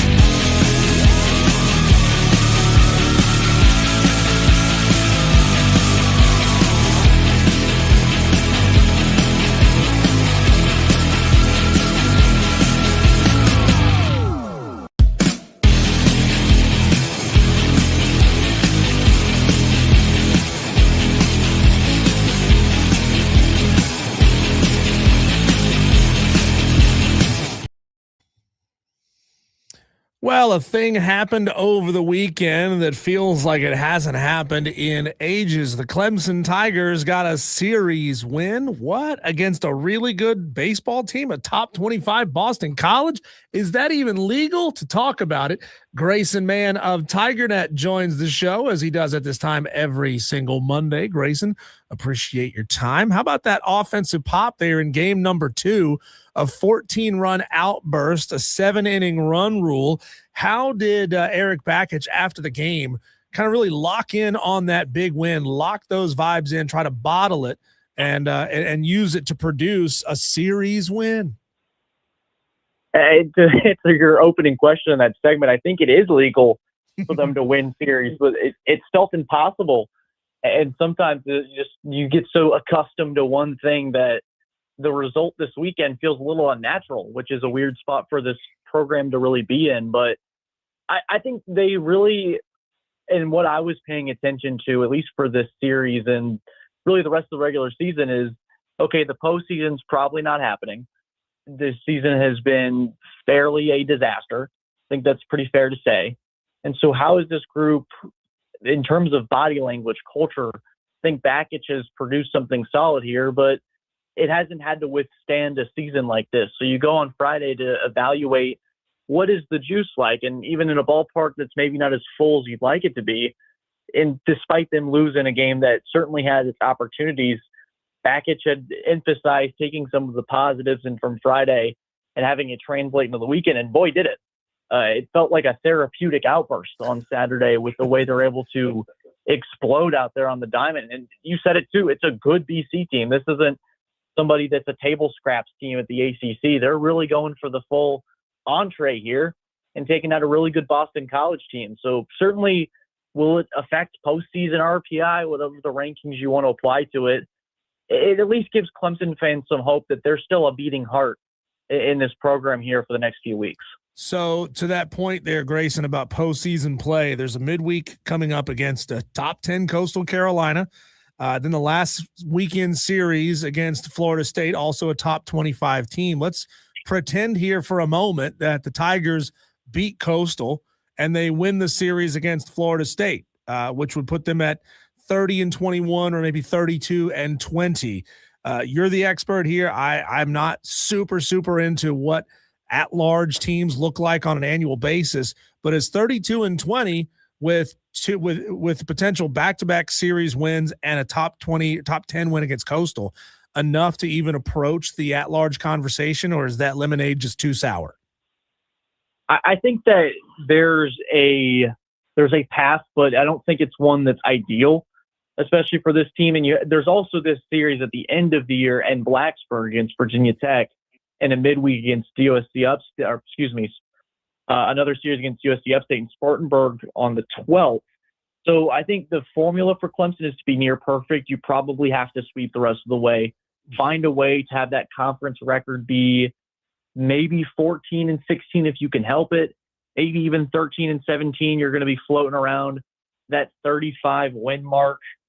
I've seen other teams. I think Kentucky last year, they did play a gauntlet of an SEC schedule, but they were in that Clemson regional with an under 500 conference record. So Clemson hasn't put itself in the best position to have any room for error in the postseason. But if they're going to get it done, if you're going to launch yourself in terms of RPI and maybe some momentum here, a win in Conway would do wonders for that Diesel. This is insane to say. Grayson Mann of TigerNet.com. Clemson had not won a Sunday game since April 5th before winning this past Sunday.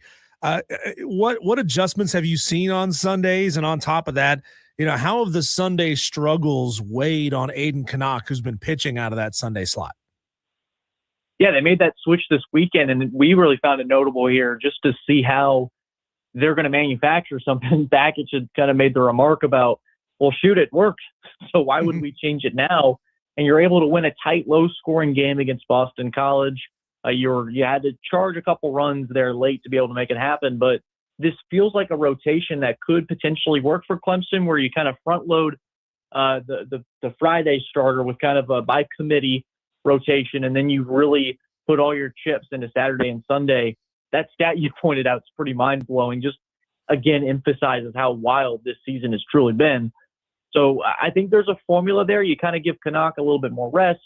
You let him work a little bit better. I think Canuck, to his credit, has been pretty good for the last several weeks. So to give him that Sunday spot, Clemson needed an elite performance, and you got it against the top 15 team, and that's some momentum that can carry over, and probably a formula that we'll see against Florida State and Virginia Tech on Sundays. Grayson, you know as well as I do that baseball is a sport, especially at the college level, that's built on vibes, right? The teams, they're chanting, they've got a whole lot going on in between innings. They're talking quite a bit, and you're there every single day, every single game. In what ways could you see the series losses that were piling up for this team over the course of the season sort of weighing on them, or was it manifesting at all? Were they just as chipper as always? It was really fascinating because Diesel in April, and you go to this USC Upstate midweek game, those Tuesday slogs where you're playing the lesser opponent, and vibes certainly weren't high at that point either. But it felt really, I think it's a group that stayed connected. It's a group that stayed together. You can tell in the dugout there's a lot of engagement. There's still a lot of banter. There's still all the good vibes that you had expressed.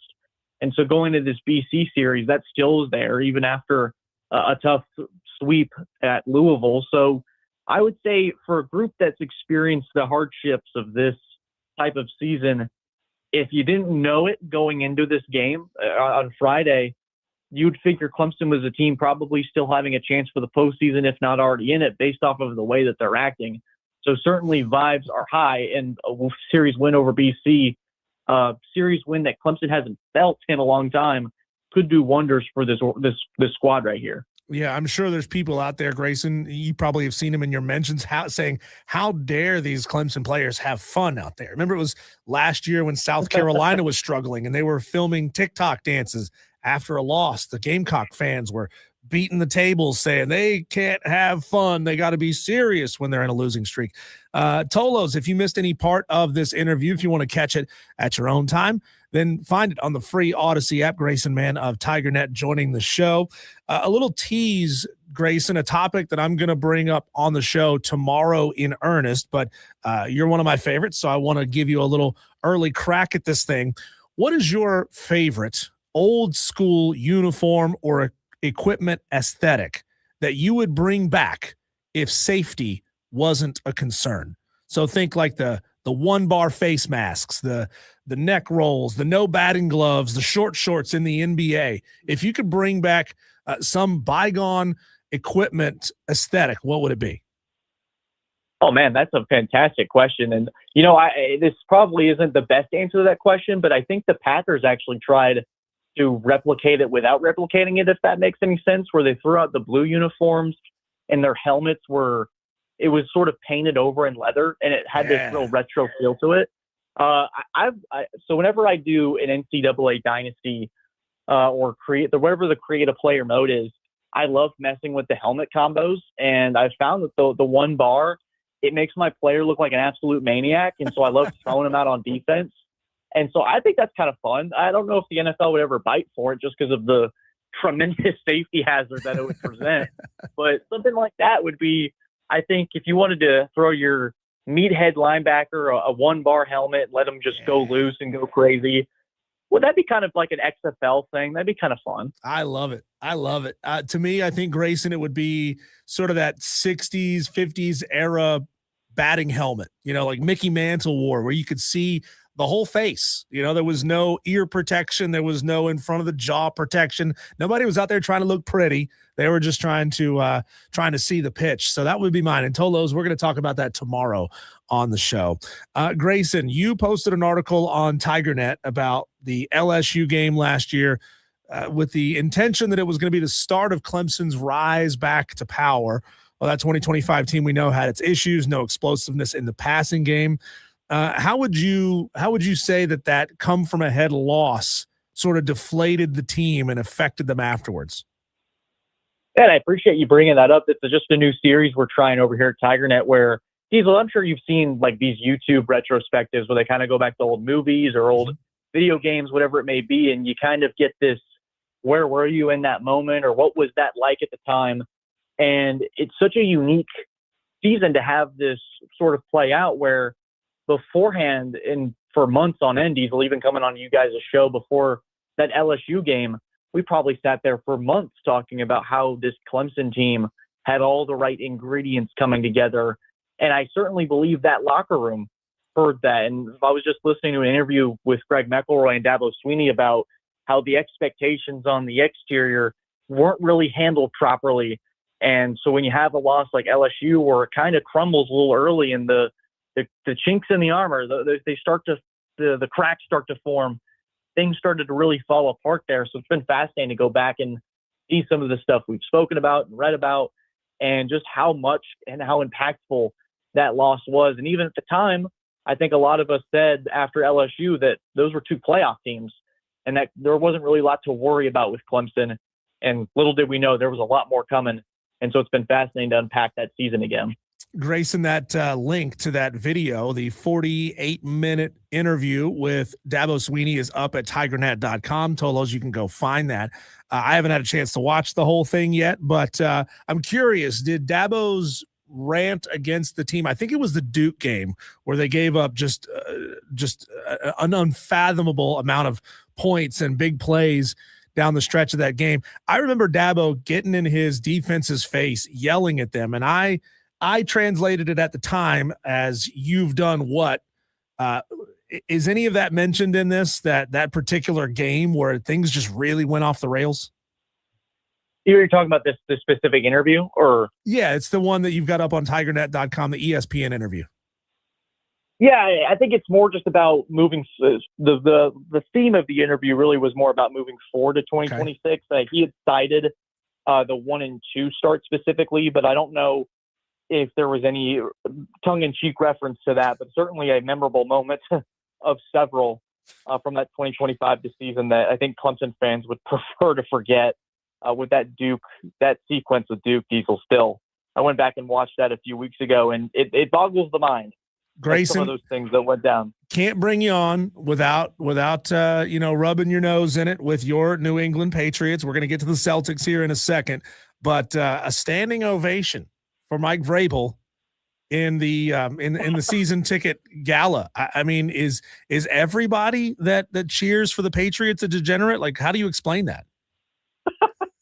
Do you watch The Boys by chance? I do. I hadn't watched this last season, but I love it. The Homelander meme where he like commits this atrocity. I don't want to spoil it for anybody, but like everyone starts cheering for him. He's like, all right. Yeah, exactly. That's the Mike Vrabel thing right there. He's like, well, I just ruined two marriages here, but we're winning football games, baby. That's all that matters. It's just, I don't get it. I mean, if there was just a muted, like, hey, Mike's here, let's see what he has to say, I would understand that. But a standing ovation, that's wild stuff. Also wild stuff, Jaylen Brown going on his podcast or his live stream after the Celtics blew the series against the 76ers, blaming Joel Embiid for flopping. There was no Jason Tatum in that game. It was all him. It was all Jaylen. They gave up 3 straight chances to close out. Your thoughts on your boy having to say what he said? Yeah, my brother and I were talking about this at the gym this morning, and I think that there is a right message about how there's a lot of the grifting in the NBA. There's a lot of flopping in it. I still love the product, but I think it's the right message, but the wrong messenger, just because I watching Jaylen Brown is a very physical type of player, very guilty of some of the same things he's accusing his fellow NBA player in Joel Embiid. But I think the real thing to worry about was probably you're down 1 with 3 minutes to go and you miss 10 straight shots. Mm-hmm. So I think that Jaylen Brown and the Celtics have a little bit bigger fish to fry than the antics of Joel Embiid on the offensive side of the floor. But, it's weird to say it, and things were not supposed to be a playoff year for Boston with Jason Tatum with the Achilles injury. Still disappointing, though, Diesel. So I know I have to face the music every Monday for some of this stuff. Well, I can't not bring it up when you come on the show because it always makes you squirm a little bit, Grayson.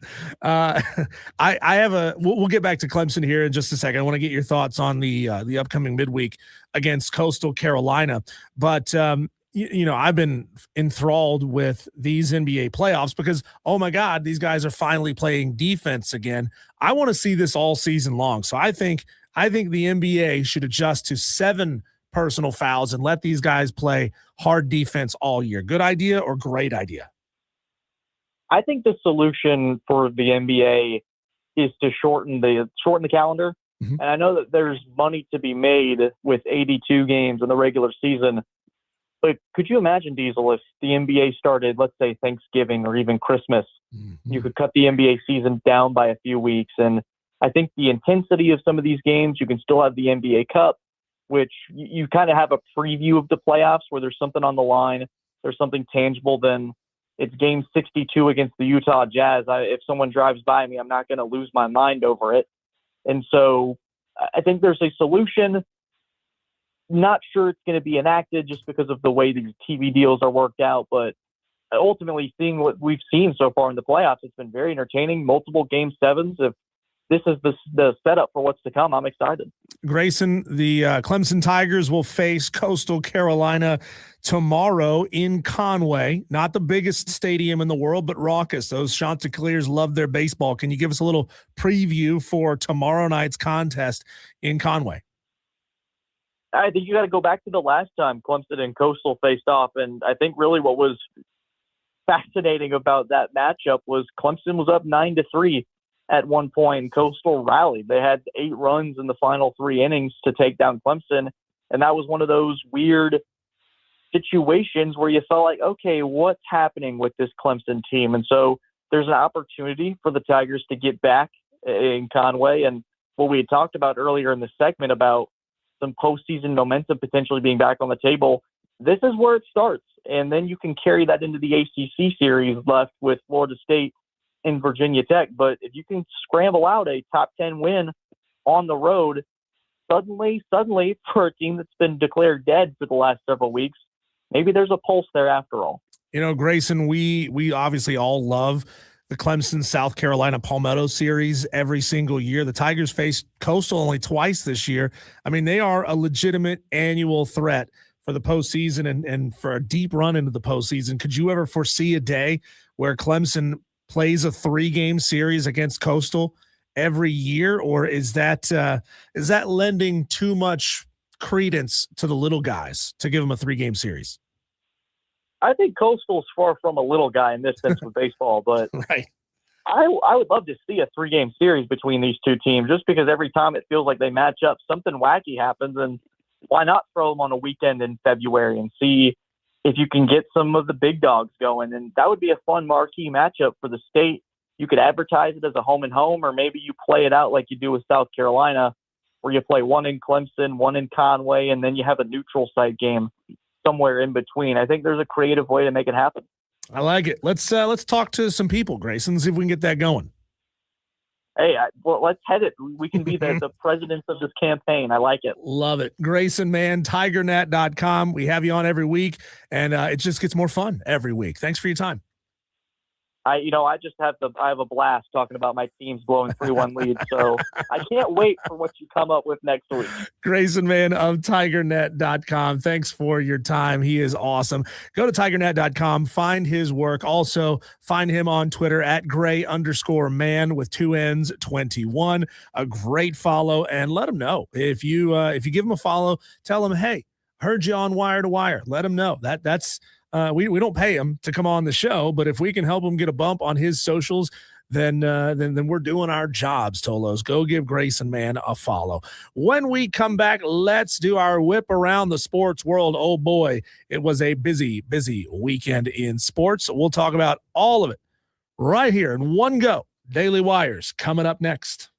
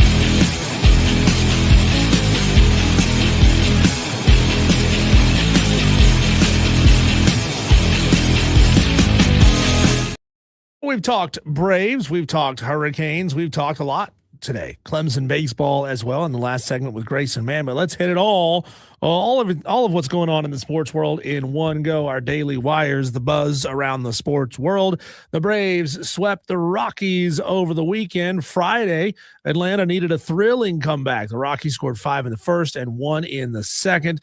Then Atlanta pinch hit Michael Harris the second, and even though he's battling hamstring tightness, he blasted one.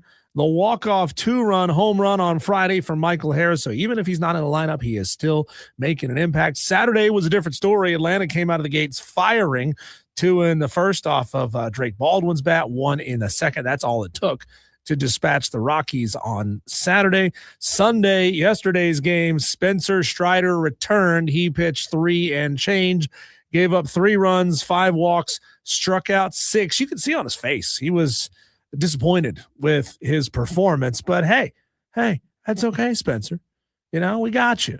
The whole team, the whole Braves fandom, throw your arm around Spencer Strider's shoulder right now and say everything's going to be okay, because this lineup is so good. The Orlando Magic absolutely collapsed on Friday and blew a 24-point halftime lead. They went on a literal 45-minute scoring drought. How is that possible? 8:46 p.m. to 9:31 p.m. The Orlando Magic did not score a point. How's that possible? The Detroit Pistons came back from down 3-1 in the series to the Magic, and rightfully so. The Magic have fired their head coach, Jamal Mosley. I don't see how you let him get out of Friday's game with his job. That is unacceptable. Unacceptable. That you have a 3-1 series lead and you blow it. The Cavaliers closed out the Raptors, and we're not really paying a lot of attention to that one.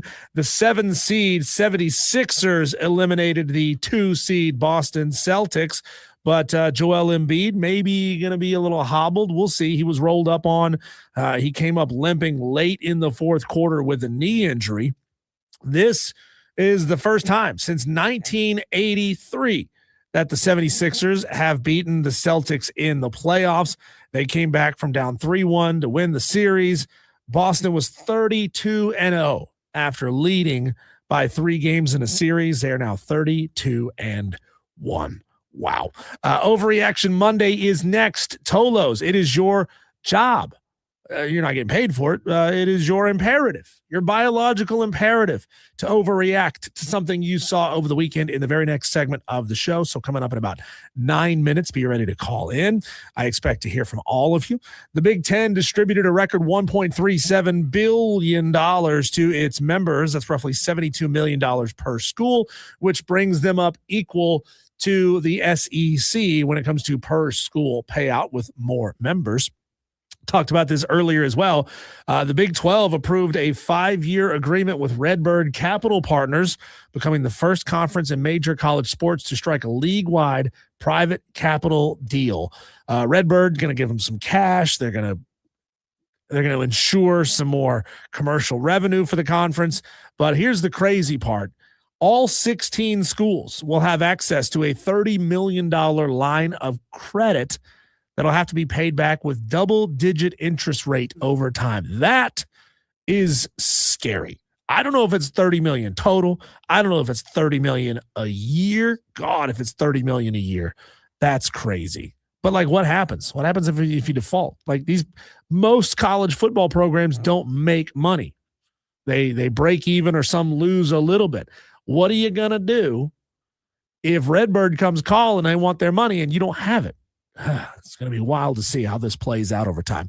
The hope, I guess, is that everybody goes 12-0 and everybody can pay their money back. We'll see. I don't think that's mathematically possible.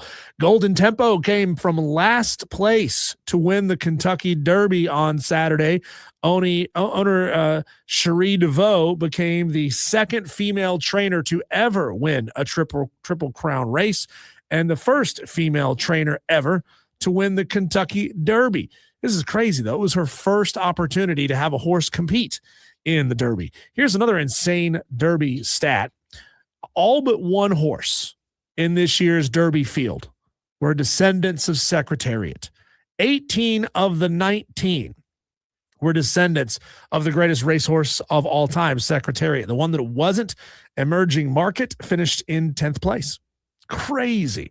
Though you got to think there's massive amounts of inbreeding in the high-end horse world. The Carolina Hurricanes debuted their beer skate for Saturday night's Eastern Conference Round 2, Game 1. It's a plastic skate that fills with beer. I want 10. Unfortunately, I wasn't at the game, so I guess I don't get one. I guess they're probably on eBay at this point. We'll have to look and see. They were $31. I don't know how much beer you got. Probably like 2 beers and this cool plastic cup.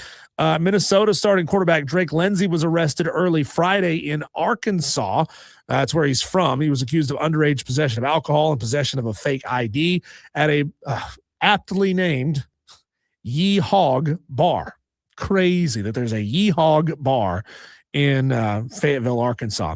Let's see here. The Spartanburgers took the last 4 games of its second season series against the Greenville Drive, and they now hold a 7-6 lead on the season. So how about that? Go Burgers. A sold-out crowd of 90,037 set the Memorial Stadium record as Clemson's Death Valley Nights concert series opened up Saturday with headliner George Strait. If you were there, I want to know what it was like. And finally here, last Daily Wire for you, Shedeur Sanders' loser brother Shiloh has doubled down on his attacks on Browns reporter Mary Kay Cabot. Remember last week we talked about this. He suggested that she go make him a sandwich after she was talking bad about his brother Shedeur. All she said was that she thought Deshaun Watson should be QB1 this season. Well, Shiloh has suggested that Mary Kay has an agenda against his brother. I guess Shiloh's agenda is against ever being a part of an NFL roster again, because this is not what you do if you ever want to try to make a team again. Tolos, 844-326-3663. It is your opportunity. I've been talking for the last 2 hours straight. I need you to overreact to something you saw in the sports world this weekend. Be ready, get on the lines, do it now, and we'll come to you next right here on the Fan Upstate.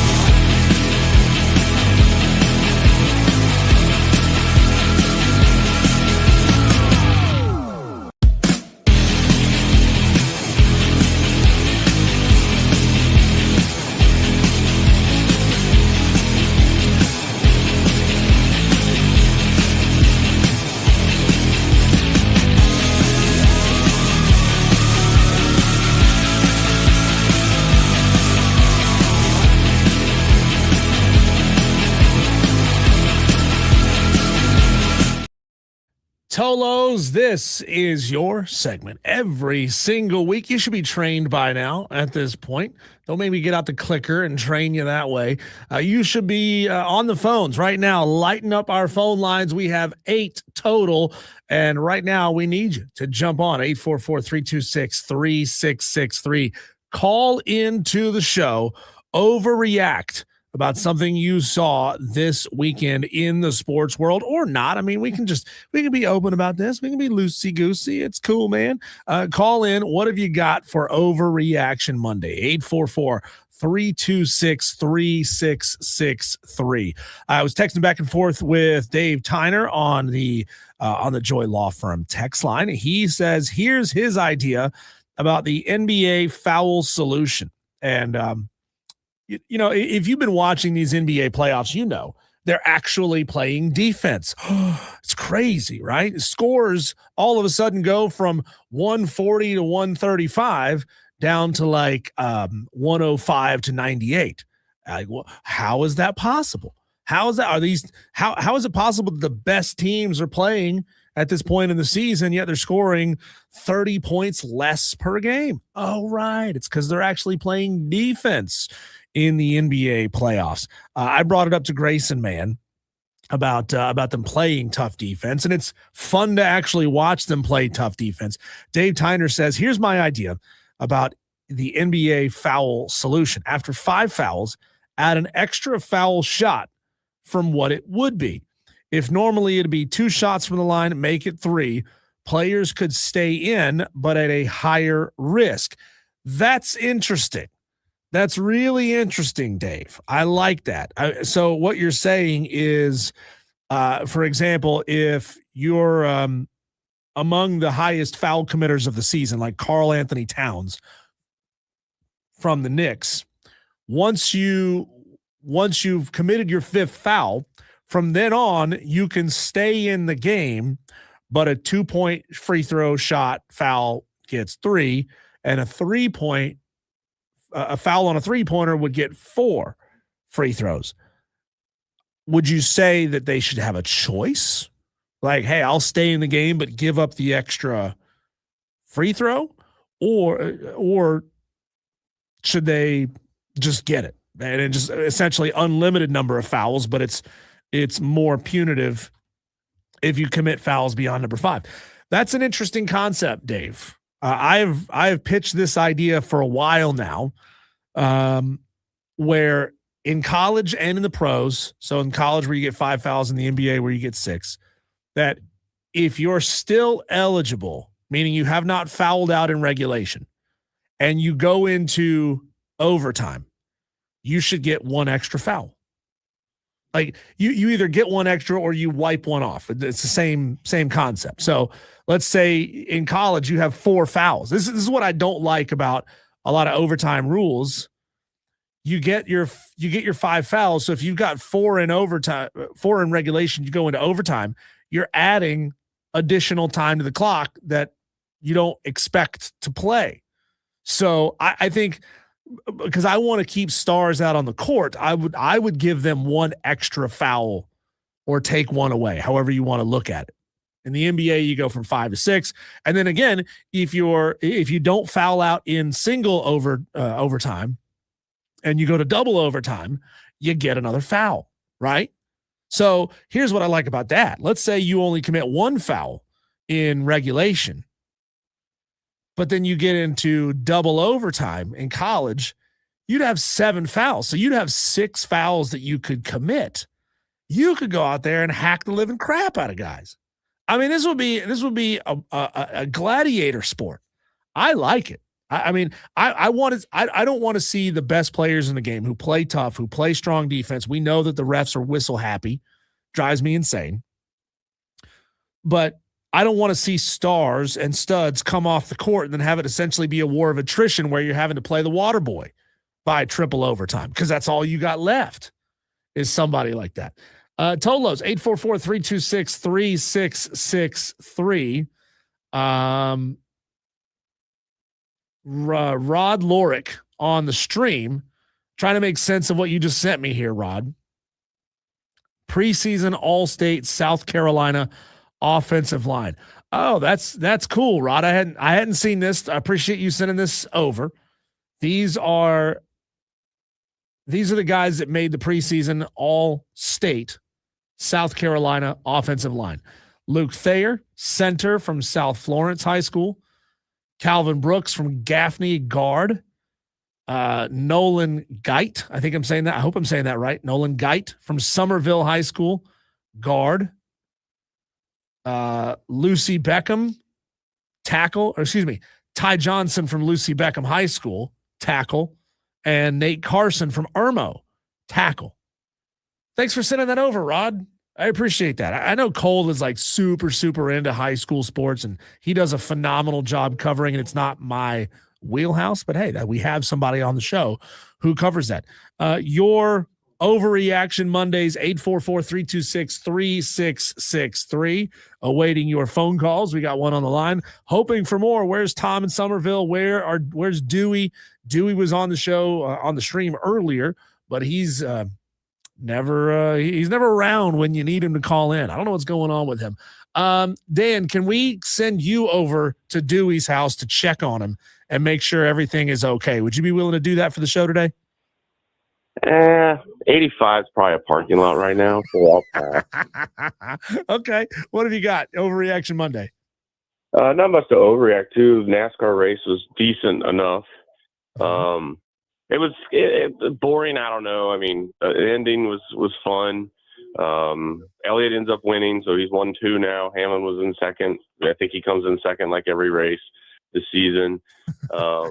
Other than the one he wins. Hey, you can make a great career coming in second in NASCAR. Yeah. You can probably win the chase coming in second, maybe.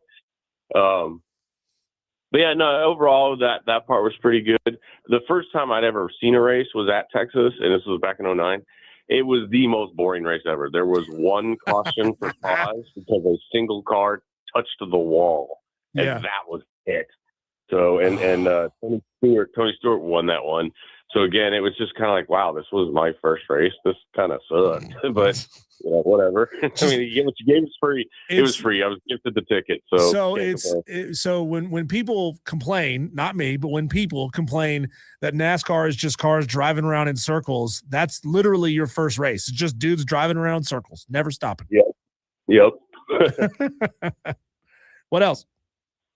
Well, that's about all I got. Other than I'm not no shade to Grayson, but I love how he didn't answer your question about go up to 7 fouls. Is that a good idea or a great idea? And he went right for let's just do less games. So we get defense. No, because I was solve the problem. Pretty good idea. I was like, just let the fouls go up. I don't know. Let them play more. Let them play hard. Right. Right. Defense is fun. But the NBA decided a long time ago that we don't want to see tough defense. We want to see teams, score 200 points and everybody's happy. Right, exactly. For the 82 games, once you start getting towards playoffs and play-ins and all that, now you got to play defense because the win matters. Yeah, so. I'm with you. I mean, that's the playoffs are watchable. The regular season in the NBA is not. Yeah, it's a different sport in the playoffs. So what does that tell you? Good stuff, Dan. Appreciate you. All right. Bing bong. Dan B, appreciate you being a part of the show. 844-326-3663. Here is my overreaction. And this story is all over social media right now. I don't know how true this is because I even saw a show talking about this earlier, and they had one of their producers try to get to the bottom of this, and they never paid it off. I don't know what happened, but the Philadelphia 76ers have announced that for home games in this upcoming series against the Knicks, so games 3, 4, and 6 would be in Philadelphia, that they are canceling orders for non-Philadelphia-based billing addresses.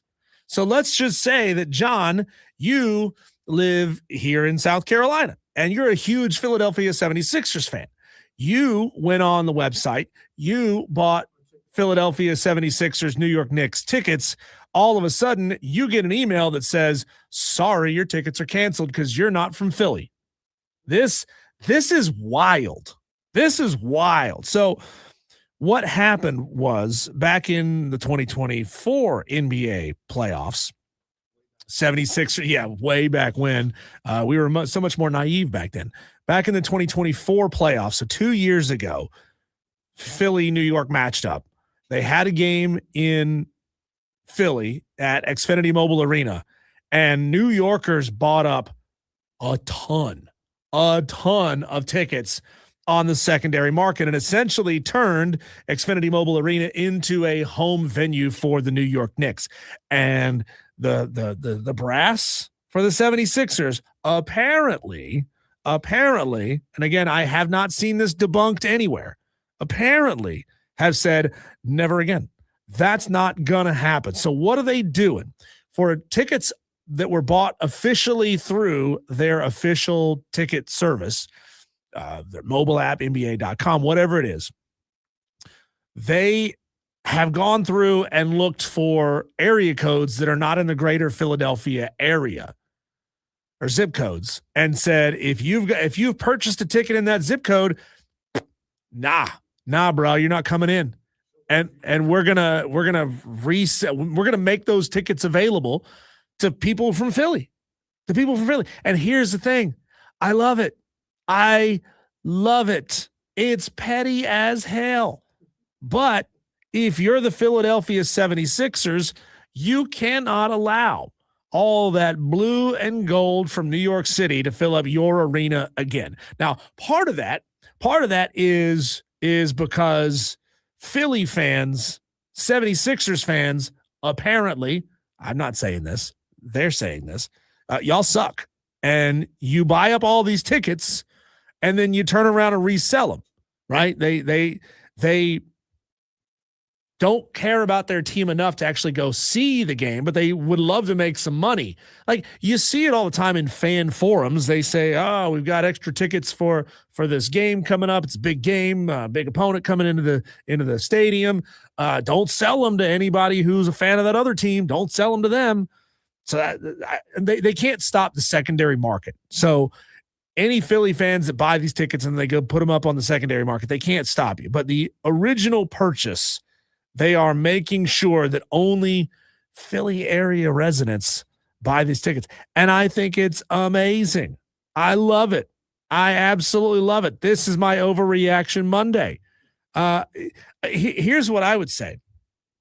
Like, sure, this might screw over some Philadelphia 76ers fans from other markets, right? I mean, the world is small, right? You can hop on a plane and fly in from literally anywhere if you want to. But let's just say that you're from Vermont, or you're from Eastern Ohio, or you're from Kentucky, and you're a 76ers fan. That's very plausible. Would you give up your tickets because you bought them and the franchise axed your tickets? Would you give up those tickets to ensure a series win? This is a thought experiment here, people. You bought the tickets. You're psyched about going to the game. They suddenly get canceled, but you're going to win the series because you got the superior fan base, whatever. Would you give that up? Is that a trade that you would make, John? Like, you're all excited about going to the game. You get screwed by your team, but let's just pretend for the thought experiment that you're going to win the series. Is it worth it? I still have not been reconciled for being screwed over by it. Well, you get a refund, right? I mean, they'll send you a refund. They'll send you your money back. It's lame. It's really lame, and it's really, really petty. But, like, I mean, we see this all the time with geofencing. You know, one of our old guests on the show, Ryan Horvat, for BetMGM, when he was on that show, they could not place bet. They were a betting show. They could not place bets inside of the studios because of where they were, because of geofencing and geolocation. So he had to run down the street to the Washington Nationals ballpark, where that's considered like a safe zone. You can bet inside the stadium and on the property. So he'd have to run like 4 or 5 blocks down the road, place a bet, run back to the studio. Otherwise, you couldn't gamble on a show that's about gambling. What do you think, Tolos? 844-326-3663. Texter says Dorman High beat Spartan High to win the baseball region championship. Congratulations to Dorman High School. Dorman just keeps on stacking up trophies, man. That's incredible what they're able to put together across the board, right? They got the resources, they can hire the coaches, they can get the best of the best. This is just a wild story.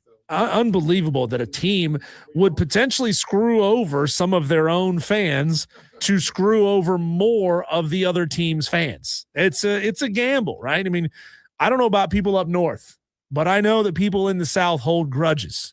So, I mean, I know people that as soon as something happened that they didn't like with NASCAR, they never went back to another race again. As soon as they raised the ticket prices to get into the infield, for example, in Charlotte Motor Speedway, they said, screw you, we're never going back. They did it when Charlotte, they started like bulldozing and flattening and then selling all of the old campsites to people in RVs. Who is this? Key for a Reason? Let's go to Key for a Reason calling from his car. A lot of info, but welcome to the show, Key. This is Cocky for a reason. Cocky. John, what did you put Key for a reason? Oh, maybe he was self-editing. Maybe he wasn't willing to spell out the first part of the word cocky. He doesn't know who one of his P1 listeners is? I mean, come on, man. Oh, he's only on the show like once every 2 weeks. So yeah, it's good. I got okay. love for him. Yeah, here's Cocky for a Reason, thinking that everybody should know you. No, yeah. Not everybody. Just staff. What's on your mind? I'm just coming on telling you, y'all talking a little gambling. No, we were talking about geolocation with one of our old friends, Ryan Horvat. Used to listen to the show, or used to come on the show quite a bit. And this technology, this technology is being used by the Philadelphia 76ers to cancel the tickets of fans who have already bought tickets to the Philly, New York playoff games if they don't have billing addresses inside of Greater Philadelphia. The old blackout rule, right? Locals only, right? It's locals only. Locals only. I support that a little bit. I think if you're in town, spend the money and go watch the game, right? I mean, like, it's tough because you could be from New York City but be a 76ers fan. You could be from Pittsburgh and be a 76ers fan. But, you know, if you're not from the greater Philadelphia area and that's not your billing address, they could cancel your tickets without any prior warning. I know that leads a lot to like the big brother, you know, 1984 stuff. I mean, me being a local and a Braves fan, I've been spoiled all these years with, years ago when any day of the week you turn it on TBS, boop, you're going to see the Braves. It's great, wasn't it? It was great. It was awesome. I don't know about you, man, but I hate having to check my phone to find out what streaming app a game is on because it's different from the last game and the game before that and the game before that. So now I got to have like four streaming services to be able to watch the same team. That sucks. Yeah, that's the ramifications of cut the cord mentality. So yeah, I'm blown away, and thanks for the phone call, Cocky, for a reason. Appreciate you. I'm shocked that the Spectrums of the world, the Time Warner cables, haven't figured out a way to like repackage all of this into a streaming service where everything is available in one streaming service. I'm shocked. I'm shocked that they haven't figured that out yet. Because everybody that I know who still has Spectrum says they're still up to the same old BS that they always were. Like same old crap, same old, we're going to raise your bill at the end of the year, give new customers the deal, but won't give old customers the deal. They're still into that same old crap. So there you go. Tolos, keep them coming all throughout the hour. It's okay. We'll extend the Overreaction Monday. You can call in at 844-326-3663. But I got to tell you, you got to do better than this, right? 2 callers Appreciate Cocky for a reason. Appreciate Dan B. But we gotta up the game here, so to speak, here in the Overreaction Monday segment. When we come back, let's dive back into the conversation that we started the show with. The Atlanta Braves got it done over the weekend. Now they're in for a maybe slightly more difficult series for over the next couple of days, and then it gets real tough when they face the Dodgers. We're going to find out who this team really is this week. We'll talk about the Braves some more next.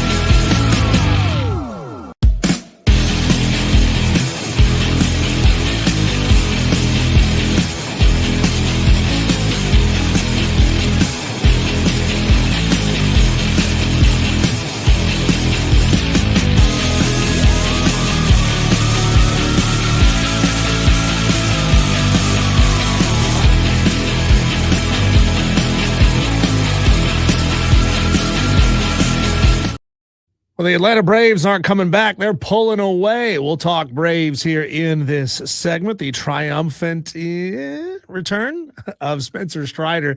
That coming up in just a moment. Let's go to the phone lines. Bring in PT from Greenville. Welcome to the show, PT. Hey, Diesel. I thought I'd call in and help you out a little bit. I guess you could consider this an overreaction, but I was in a card store this weekend. My kid is a wheeler and dealer when it comes to Pokemon cards, and I was in there looking at the sports cards, and I noticed a Caitlin Clark rookie card for $35, and my kid walked up to me. He goes, "What are you looking at?" I said, "This card. I'm thinking about buying it." And he said, "Dad, are you crazy?" And so I didn't buy it. But so the point is, though, I just want to mention, she's already hurt. I mean, it's like she's been away forever. She's already hurt in a preseason game. She's in her clothes on the sideline. And my overreaction, I wonder if this girl is ever going to get her career off the ground, or is she just going to be pummeled and is going to become this sad figure in sports? Because it seems to me like none of that is going to stop. I just, when I saw the flagrant foul, I thought, this is going to be sad if she never gets her career off the ground. And that's kind of my overreaction. I didn't want to take it towards in the WNBA, but I feel sorry for this girl. No, that's an interesting thought there, because that's not far off from the argument that I've seen around Joel Embiid, because he's constantly hurt as well. And the idea that Joel Embiid is getting extra calls because he's always hurt and the referees are trying to protect him. I don't know I know that when Caitlin Clark is on the court, she's getting pummeled out there. I mean, it is, Diesel, it's obvious to watch. So this doesn't really happen in men's sports. They don't pick a guy and say, we don't like where you came from or how you got here. Although I don't think anybody doesn't work hard to reach that level. I don't think there's anyone on the planet that doesn't work hard to get there. So I never understood that argument. But this kind of thing with Caitlin Clark does not happen in men's sports. Men are not petty like this. They might say, okay, I'm going to beat you with my skills. And if you beat me, fine. It's that's just the way it is. But I don't see it in men's sports, not like I do with this situation in Caitlin Clark. That's I can't tell you that I've watched any WNBA, so I can't tell you if that's true or not. That if what you're saying is basically she's being targeted by other players. I think so. That's the way it seems, and that's my overreaction. That's why I'm saying that, because I'm overreacting. And I called in to kind of help you out with that. Appreciate that, PT in Greenville. That's a fascinating thought there. I mean, again, not watching it, I can't tell you if it appears like teams are hacking Caitlin Clark. I don't know. But in the NBA, there are guys who get more calls because they are trying to keep players healthy. I mean, we talked about that with the Celtics, and the guy that just made news this morning, his name escapes me at this exact moment, who Jaylen Brown, who said that, he's getting all these calls, and it's like, man, it's not because he's getting fouls. It's not because he's flopping. That's not the reason why you blew a 3-1 series lead. So I take your point, PT. If the WNBA referees need to do a better job of protecting Caitlin Clark, fine. I mean, all they can do is call more fouls. They can't reduce the severity of the fouls. I mean, I guess they could upgrade more of them to flagrants. But again, without having watched the games, I couldn't tell you. But it would be a tragedy if Caitlin Clark and her story, her college greatness, that story coming out of college, if she is going to be the MJ of WNBA, ultimately never gets off the ground because she's always out hurt. And you would think that the WNBA would want to protect an asset like that. You are right about that. The Atlanta Braves off to an amazing start. Best 35-game start since the 1800s for the Braves, which is just an absurd stat. I mean, what have they been in, like 19 cities since then? Matt Olson is tearing the cover off the ball. He's at 299 career home runs. Austin Riley finally hit a home run on Saturday, and then, well, couldn't back it up on Sunday. We thought maybe he's back for just a second. Jonah Heim, catcher, is hitting the ball really well. He played great on Sunday. Here's what it sounded like when he got his 2-run home run in the top of the second to put the Braves ahead on Sunday's game. Let's see. Let's see if we can figure out which co-host panel are we in program. Yes. Jonah Heim lifts this high and deep out to left center field. Does it have enough juice? It is out of here.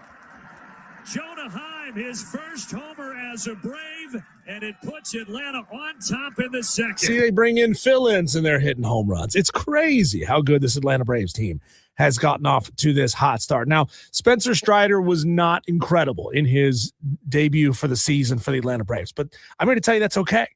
It's okay. He doesn't have to be incredible, right? They can work him out and work him into the rotation slowly. There's a plethora of riches with how good Chris Sale is throwing the ball, with how good Elder is throwing the ball. They all have great command right now. They're all playing really, really well. So you certainly want to get Spencer Strider back into his normal rotation as quickly as possible, but you don't have to.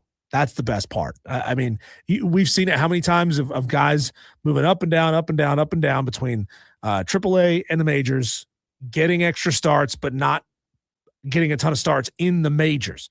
I feel like that could be Walt Weiss's strategy here over the next 2 weeks, 3 weeks, a month.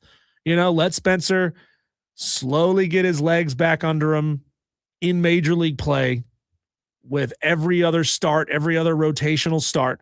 And then once he gets back to the point where he is lights out and feeling confident, because there was a time after he gave up that home run, you could tell he was not confident. He was not confident. He was hanging his head, wasn't feeling, didn't look like he felt dominant. So give him some time, Walt. It's okay. Give him some time. It wasn't perfect, but guess what? His team behind him picked him up, and they got it done. The Atlanta Braves right now playing phenomenal baseball, even with all of their injuries. They've got the number 1 record in baseball. They've got an 8.5 lead on the Miami Marlins, who I don't think are really even a threat to come close. I said earlier in the show, and I stand by this, we'll see. Market down Tolos today. I said it at 3:00 right out of the gate, but I'll say it again here at 5:35. Market down. The Atlanta Braves will break the 95 Indians record of the biggest division lead going into the All-Star break, because I think the Marlins, the Nationals, the Mets, and the Phillies are going to eat each other up. The Braves are going to continue to spread that 8.5 game lead. And by the All-Star break, I think they can hit 16 games. I don't know if they'll hold it at 16 games at the All-Star break, but I think they can reach it. I really do. The Mets suck. The Phillies, well, they seem to be figuring something out. And if it doesn't happen, I think it's going to be the Phillies that do it. I mean, they were terrible to start the season through the first 30 games, but ever since, I mean, they started off 9-19, but ever since they are 5-1. And I think maybe the Phillies could be the reason the Braves don't reach it. I think the Phillies will pass the Marlins, and they will leave everybody else in the dust. But again, you got to be enjoying this if you're a Braves fan. You got to love the fact that Michael Harris, injured, comes off the bench to pinch hit. He hits a home run on Friday to win the ball game for the Braves, and they came back from down 6-0. I mean, this is a team that no matter what situation they find themselves in, are just a couple of innings away from getting this thing right back in winning position, winning territory. It's incredible. You have to watch the entire game and never count them out. Now, we'll see. We'll see what happens as things go down the stretch. Ronald Acuna Jr., he came up limping. He's on the 10-day IL with a grade 1 hamstring strain, with Michael Harris also out. Maybe that thins you out a little bit in the outfield, and we'll see. We'll see how that goes. But, hey, Eli White's been doing a phenomenal job filling in for Michael Harris when he needs it. Yastrzemski is out there. He's kind of moving from side to side, and they're all playing good baseball. I'm a big fan of where this team is and the fact that they are so multiple in their abilities and their ways to win basketball games. Here's some audio for you here before we wrap up this segment. Coming up in the next segment, by the way, we're going to talk about something new on the show here. We're going to talk about, in the 545 segment, Shiloh Sanders doubling down on Mary Kay Cabot. We mentioned it in the Daily Wires. We're going to get into it in earnest in the next segment on the show. But here is the audio of Golden Tempo, the Kentucky Derby. Golden Tempo coming all the way from the back of the pack to get it done. This is incredible. Nobody saw this coming. There he is. He's already starting to move now down the backside. He was 5 or 6 behind the last horse. Great ground-saving trip by Jose Ortiz. Sometimes when you're that far back, Mike, that everybody makes their decision already, and you're left a lot of open lanes. Now he'll shift him out as he knows he's going to run into trouble if he doesn't, and he takes aim on his brother. And what a tremendous kick by Golden Tempo. That's a lot of ground to make up in the stretch of the Kentucky Derby.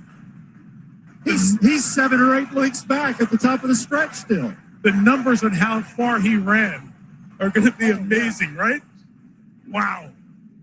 And this is the pedigree of this horse. He has been dead last or second last in almost every race he's run, but made a charge like this at a moment like this. A historic moment, Nick Luck. You know, I hear his motto was a motto.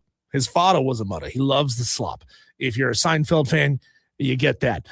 Golden Tempo, though, sorry, that was not the play-by-play, I guess, stride by stride of the final stretch, but sort of some post reaction. That was awesome. Here's some audio of Cherie DeVoe, the trainer of Golden Tempo, on sort of breaking ground for women in sports and breaking ground for female owners, because she becomes the first female owner to ever win the Kentucky Derby. She's only like the 5th female owner and trainer to ever win a Triple Crown race. So this is historic. It's a big deal. A lot has been made about a female trainer winning the Kentucky Derby, and I'm honored that I get to be that person. And I hope this just paves the way for any other little girl with big dreams or woman with big dreams. I always thought that the sky was the limit. Now, really, truly is the limit. Hey, it was an exciting race. I mean, I can't look at it and say like, oh, this is how different it was from years past. Like, a horse race is a horse race. There are people out there who are really into it, but I'm not one of them. Here is audio. This is, unfortunately, it didn't work out for the team. Because after this shot was made, they just kept flinging up 3-pointers and they couldn't get it done. Some quick audio of Derek White, a clutch 3-pointer that almost saved the series and the season for the Boston Celtics, but they couldn't get it done after this. It's Brown on the attack, in traffic, outside Hauser, extra for White, pump, 3-ball, money! It was a live by the 3, die by the 3 kind of game for the Boston Celtics, and they could not push the ball down low. They could not get anything going, and they just kept hurling 3-pointers, even though they were only like 27% on the game from 3. So I don't understand why they kept shooting them. I know, like, your identity is your identity. That's fine, but when you need a 2, just charge the lane and go get a 2. The NBA referees call fouls like crazy. You're going to get a foul called. So just push for it. It's just, it's mind boggling, but they're going home and it is what it is. There you go. That is a little short piece of audio blitz for you. We'll do another one tomorrow. Some more audio this time of year. There's a lot of play by play, not a ton of great reaction. And from the athletes in post game. So we'll get to that as that comes on throughout the week. But when we come back, we're going to wrap up hour number 3 of Wire to Wire today with just a disrespectful little turd. Just a disrespectful little turd. This is evidence of exactly what not to be and how not to hold yourself and carry yourself if you're a man, especially if you want to try to get back into a league that has shunned you and thrown you out. We'll talk about Shiloh Sanders next.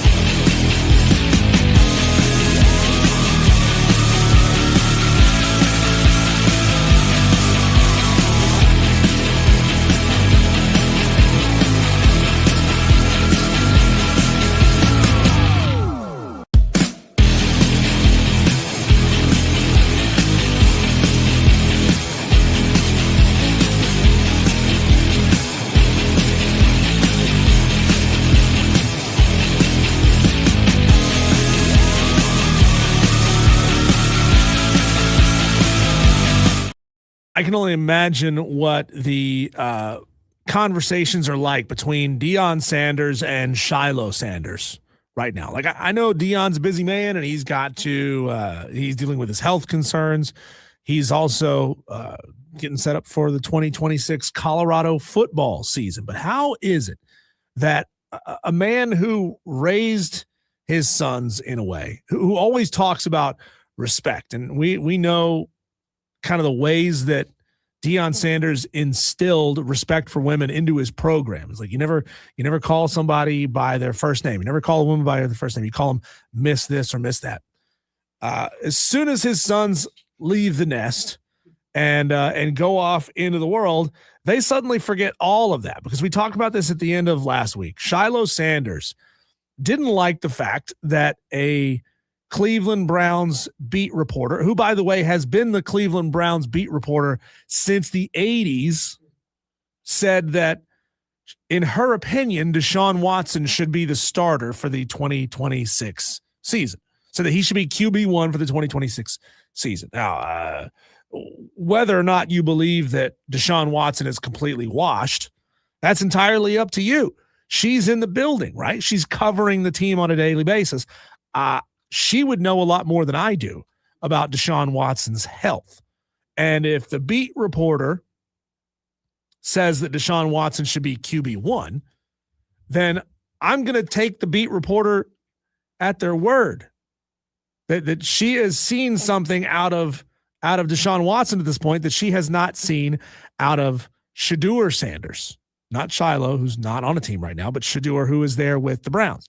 Remember, Shedeur was with the Browns last year. He played in 7 games. They went 3 for 4 in those 7 games. Out of 42 eligible NFL quarterbacks in the 2025 season, Shedeur Sanders ranked 41st in passer rating. 41 out of 42. That's next to last. It's not good. He threw more interceptions than touchdowns, which I'm not really – I'm not putting – all that on him and to say like he stinks as a quarterback. He was a rookie. Like, rookies are supposed to struggle a little bit. He had the fifth worst QBR since QBR became a thing in 2026. I mean, he was terrible. He was terrible. He was the worst. He had the worst QBR of any Browns quarterback with at least 6 starts in the history of the franchise. Sure, he looked okay at times, but he overall performed really bad. And so Mary Kay Cabot, who, again, has been covering the team since the 80s, has an opinion to say maybe Shedeur Sanders is not the best quarterback we have on this roster. Maybe it should be Deshaun Watson. That's not really a stretch. Again, assuming that Deshaun is healthy and he's happy and he wants to play and all that stuff. But Shiloh, Shedeur's younger brother, remember, who got thrown off of the Tampa Bay Buccaneers for throwing a punch in a preseason game, he went online and commented on that original video and said, "Go make me a sandwich, Mary," which some of you might be like, that's funny. It's incredibly disrespectful. It's incredibly disrespectful. And then, after a weekend of time to think about it and reflect, and I assume a phone call or a text message from his dad, I don't know. Maybe Deion's not paying attention. I would hope he would be to his own sons and what they're doing, especially to the negative light that this situation paints him in. He doubled down. Shiloh doubled down on Twitch saying, "This is to Mary Kay. If you're going to be a reporter, then report facts. Whenever you have your opinion and your opinion is always something hateful to Shedeur, then it seems like there's something weird, like there's an agenda you have going on." Well, what do you mean facts, Shiloh? Like what facts are you talking about? Her opinion was that Deshaun Watson is the better quarterback. The facts are that your brother Shedeur was awful last season. Again, he's a rookie. I'm not saying he's always going to be terrible. I'm just saying he was terrible last year. So if I have a once transcendent national championship winning player and a 1-year guy who was bad, I'm going to start the guy that's got the experience. and was really good for some point in the NFL. Maybe Deshaun Watson stinks and Shedeur Sanders becomes the starter by game 6. Maybe he does, and that's fine. But I don't even understand Shiloh's point here. I don't understand the point that he's trying to make. And when he says there's an agenda, what's the agenda? I've seen speculation out there that Shiloh was insinuating some form of racism. But I hate to tell you here, Shiloh, the guy that this reporter says should be QB1, also black. So how are you insinuating racism? You don't start the black guy, so you start the black guy? What are you talking about? Get out of here. Shiloh Sanders. Dion needs to fly to wherever he is, grab him up by his shirt collar and whoop his ass. I mean, a beating for the ages. So you never, ever, ever talk about women in that way, especially when it reflects on me as your former coach and your dad, the head coach here at the University of Colorado. Am I way off? 844-326-3663. Texter here says, said in her opinion and sources that Deshaun Watson has the track to be the starter, not in her opinion that he should be. That's the first I'm hearing of it being characterized like this, Texter. Has the track to be the starter. So, okay, so then what are the facts? She's reporting that she's hearing that Deshaun is probably going to be the starter. I mean, there's nothing factual to talk about here. It's all supposition. It's all supposition. But still, I don't think that excuses in any way, shape, or form being a disrespectful little turd. Come on, Dion. Handle your kids a little bit better than that. You had your finger on the pulse while they were with you. As soon as they leave the nest, man, it's like he's not paying attention. When we come back, let's do this. Let's jump back into a conversation from earlier in the show about the big money that is floating around the Big Ten and the big gamble that the Big 12 is making. Oh, boy. I would not put my conference in this place, in this position. Feels like maybe doing a little bit of a deal with the devil. Talk about it next.